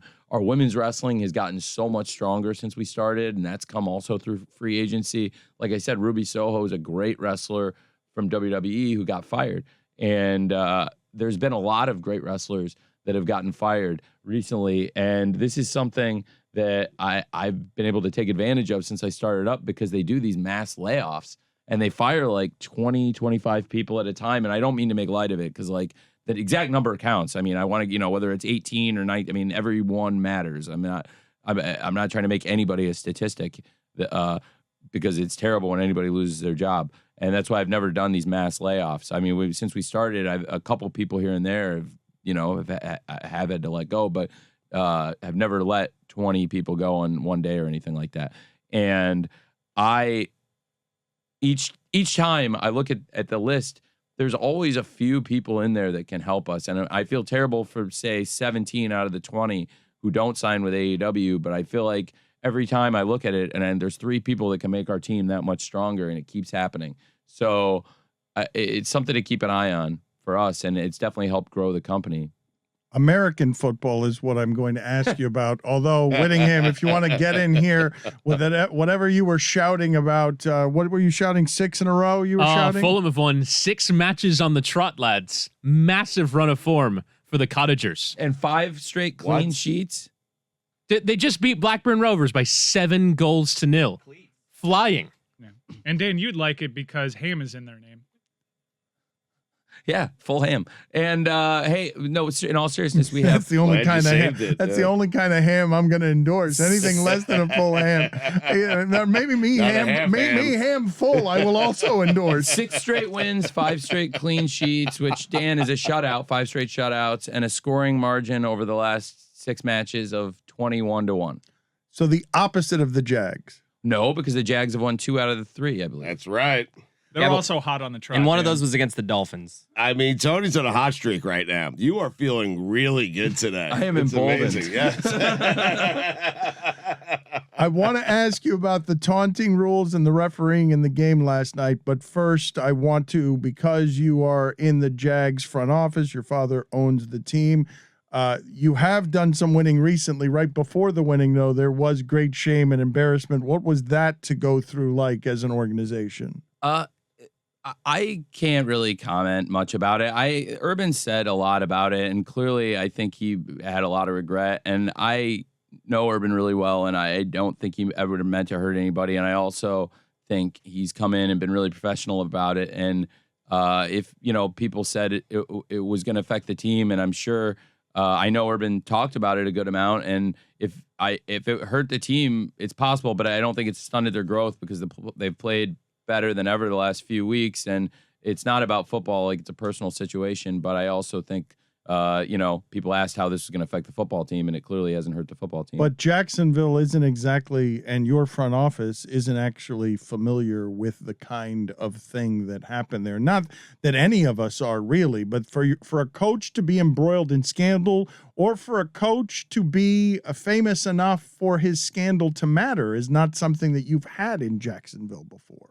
I thankfully, haven't had a lot of problems with we've had a lot of great people, and we have a lot of great people at the Jaguars organization. So I think Urban's a really good person. I mean, he gets a lot of stick in the media, and I do think most people don't think that about him. Well, there's a lot of people in the building who really do like Urban, and last time I was with you, I told you he's made a big difference for me, and things going really well outside of the Jaguars too. And like I said, the Jaguars have been on a pretty good run lately, and the young players have really come together. And if I was in the locker room, this past Sunday after the win over the Bills, and the energy in the locker room was that of a young team, like really coming together, and a coach who had a lot of love for his players, and players who love their coach. So I feel good about what's happening there. And like I said, for me, he's made a positive impact for me because he is an inspirational person, and he has very good advice and about leadership. I believe in a lot of what he believes. And as the director of football, general manager of Fulham, as the general manager, the CEO, the booker, the owner of AEW, as far as like coaching up people in AEW, and as far as running the personnel department at Fulham, he has a great organizational philosophy, which is in sports, people are way too quick to blame the players. And he is big on blaming himself and the people around him for mistakes, and he comes in and takes blame for things and is not quick to blame players. And when he goes to ownership, he will take responsibility for things that don't go wrong. And also, he holds his coaches really accountable, which reminds me a lot of Bill Walsh, because you'd hear Mike. Tony, he made an unholy mess for the organization. Like, that's not about players. There wasn't any. We're talking about him making an unholy mess for an organization. I again, like I said before, I mean, I don't think Urban ever meant to hurt anybody, and he's apologized. And again, I think if I don't have much more to say about it than what he's already said. But I think from a football standpoint, it hasn't hurt the team, and I think football has seen people go through a lot of things before, and players have rallied around him right now. Tony, I'm curious, with all your interest in NFL, pro wrestling, British soccer, music industry, and other stuff, I'm sure, what's the most fun for you? Like, professionally, what brings you the most joy right now? It's hard to say. I really, is Chris do you have other kids besides Chris? Yeah, one other. So you love them both, right? No, I prefer one. Yeah. Not Chris. Well, he's not saying. I'm not saying. He's not commenting, but he's saying there is the. Well, I didn't. No, but that I didn't mean to get into a family squabble. Are you not allowed to? Are you not just for most fun or least headaches Right. or Not financially? I imagine just your childhood enthusiasm around wrestling. I know you love sports and you love different parts But about I've had all the these highest jobs. highs. I'm telling you, I've experienced the highest highs. I'll tell you about like the highest highs I've had in each of them and the lowest lows. So we went to Pittsburgh, and we were the only team ever to win in Pittsburgh twice in one season, and we beat the Steelers at Pittsburgh to go to the AFC Championship game after the Steelers had. And this is going back a few years, and this is a very different team, but if anybody remembers that game, it was pretty amazing. And the scene in the locker room was, and I say this as one of the preeminent pro wrestling promoters in the world right now, the scene in the locker room was straight out of pro wrestling, because if you remember the things that Jalen Ramsey, Yannick Ngakoue, Dari, all the guys in the locker room said that day, and you can go back and read it, it was some high level trash talk. And I remember sitting on the bus with Tom Coughlin being like, and honestly, God bless Jalen Ramsey. I haven't seen him in a long time. He's a great player, and we always got along very well. But man, that all the stuff those guys said that day, Miles Jack and all these guys, they played their ass off. It was like, I remember, it was like Muhammad Ali level trash talk, the stuff they said, because it was like, to be at that highest level of sport and then see guys saying stuff that entertaining is the stuff that, and so then that was that scene to watch all the guys talking to the reporters and then read the aggregation of the quotes. Like the Deadspin article, I remember was like, the Jaguars just talked loads of shit. And we then flew back to the stadium, and there were like thousands of fans waiting for the team. And Jalen Ramsey went on the field and he said, "We're going to the Super Bowl and we're going to win that bitch." And then we were in the AFC Championship game, and everyone knows what happened there. If you're You had it won. And tough call. There's two ways to handle it, and we didn't rent out a billboard. It wasn't a tough call; it was a bad call. It was worse or just as bad as the one everyone complained about the next year. And we didn't rent out a billboard or complain about it. And I have loads of respect for Bill Belichick, and he's a really good friend of mine, and somebody I really look up to. And I ended up texting him at like 1 a.m. that they scored the points, and God bless him. And I've never gone out and bought a billboard or complained about it, but that was the highest highs and the lowest lows in football. In English football, the highest highs and the lowest lows. I mean, we've literally gone up and down. We've been promoted at Wembley Stadium, won the playoff, and 80,000 fans. And then we've gone down a league and been relegated. And so the highest highs and the lowest lows. And in wrestling, it's the same way. The highest highs and the lowest lows. I mean, the highest high was absolutely the entertainment, the seeing the fans. Like when something really works, there's nothing really like it. Like because you're competing with yourself in a way to entertain the fans. So it is like the most fun on the whole, because you're not competing with an opponent who can come in and have a great night and beat you. Like at the end of the day, like the biggest challenge is yourself. And in the COVID era, like there are obstacles, and Mike would tell you, like, you know, that we've had to work around a lot of challenges in terms of either, you know, somebody not able to travel because of like, you don't want to risk it, or just a lot of crazy stuff that's come up completely unrelated to the pandemic. What's Belichick like off the field? Really, really, really smart. I don't think that would surprise anybody. He's got a really good sense of humor. I think you know, when he does like the 15-minute answers to the press conferences. To the long snapper. Tell me about the long snapper. He's doing that to amuse himself. But that's what he's like in real life. Like that, like, you know what I mean? Like you see, he turns that side on, like when a reporter asks a question he really likes about like special teams or something like that. Right. And then he's trolling. Well, no, he's like, he gives those great answers, right? Because those are like authoritative ansers on special teams. Like some of the most like. Well, we want 15 minutes on the important stuff, and he'll never give it to you, really, it seems like. But like but if he'll give you the important stuff. In real life, he'll actually so that's what he's really like. He's great. Before we get you out of here, you mentioned the talking shit element that you enjoyed. Wrestling is filled with that. Your beloved NFL owners don't want that in their game. They don't want taunting. They decided a game last night because of something that would have been celebrated in wrestling, a roundhouse kick and a bumping of the referee. You feel how about the league's mandating, hey, let's clean up the taunting, even if it affects results? I don't want to get fined.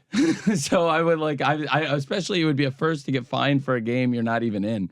So I would like, without talking too much about the officiating, I did this morning before I came in the studio think about that a little bit. And I have to admit, it crossed my mind that a taunt is very much a part of wrestling. In fact, in wrestling video games, Mike will tell you there's like a button you press. There's a taunt button. That's how I get my finisher.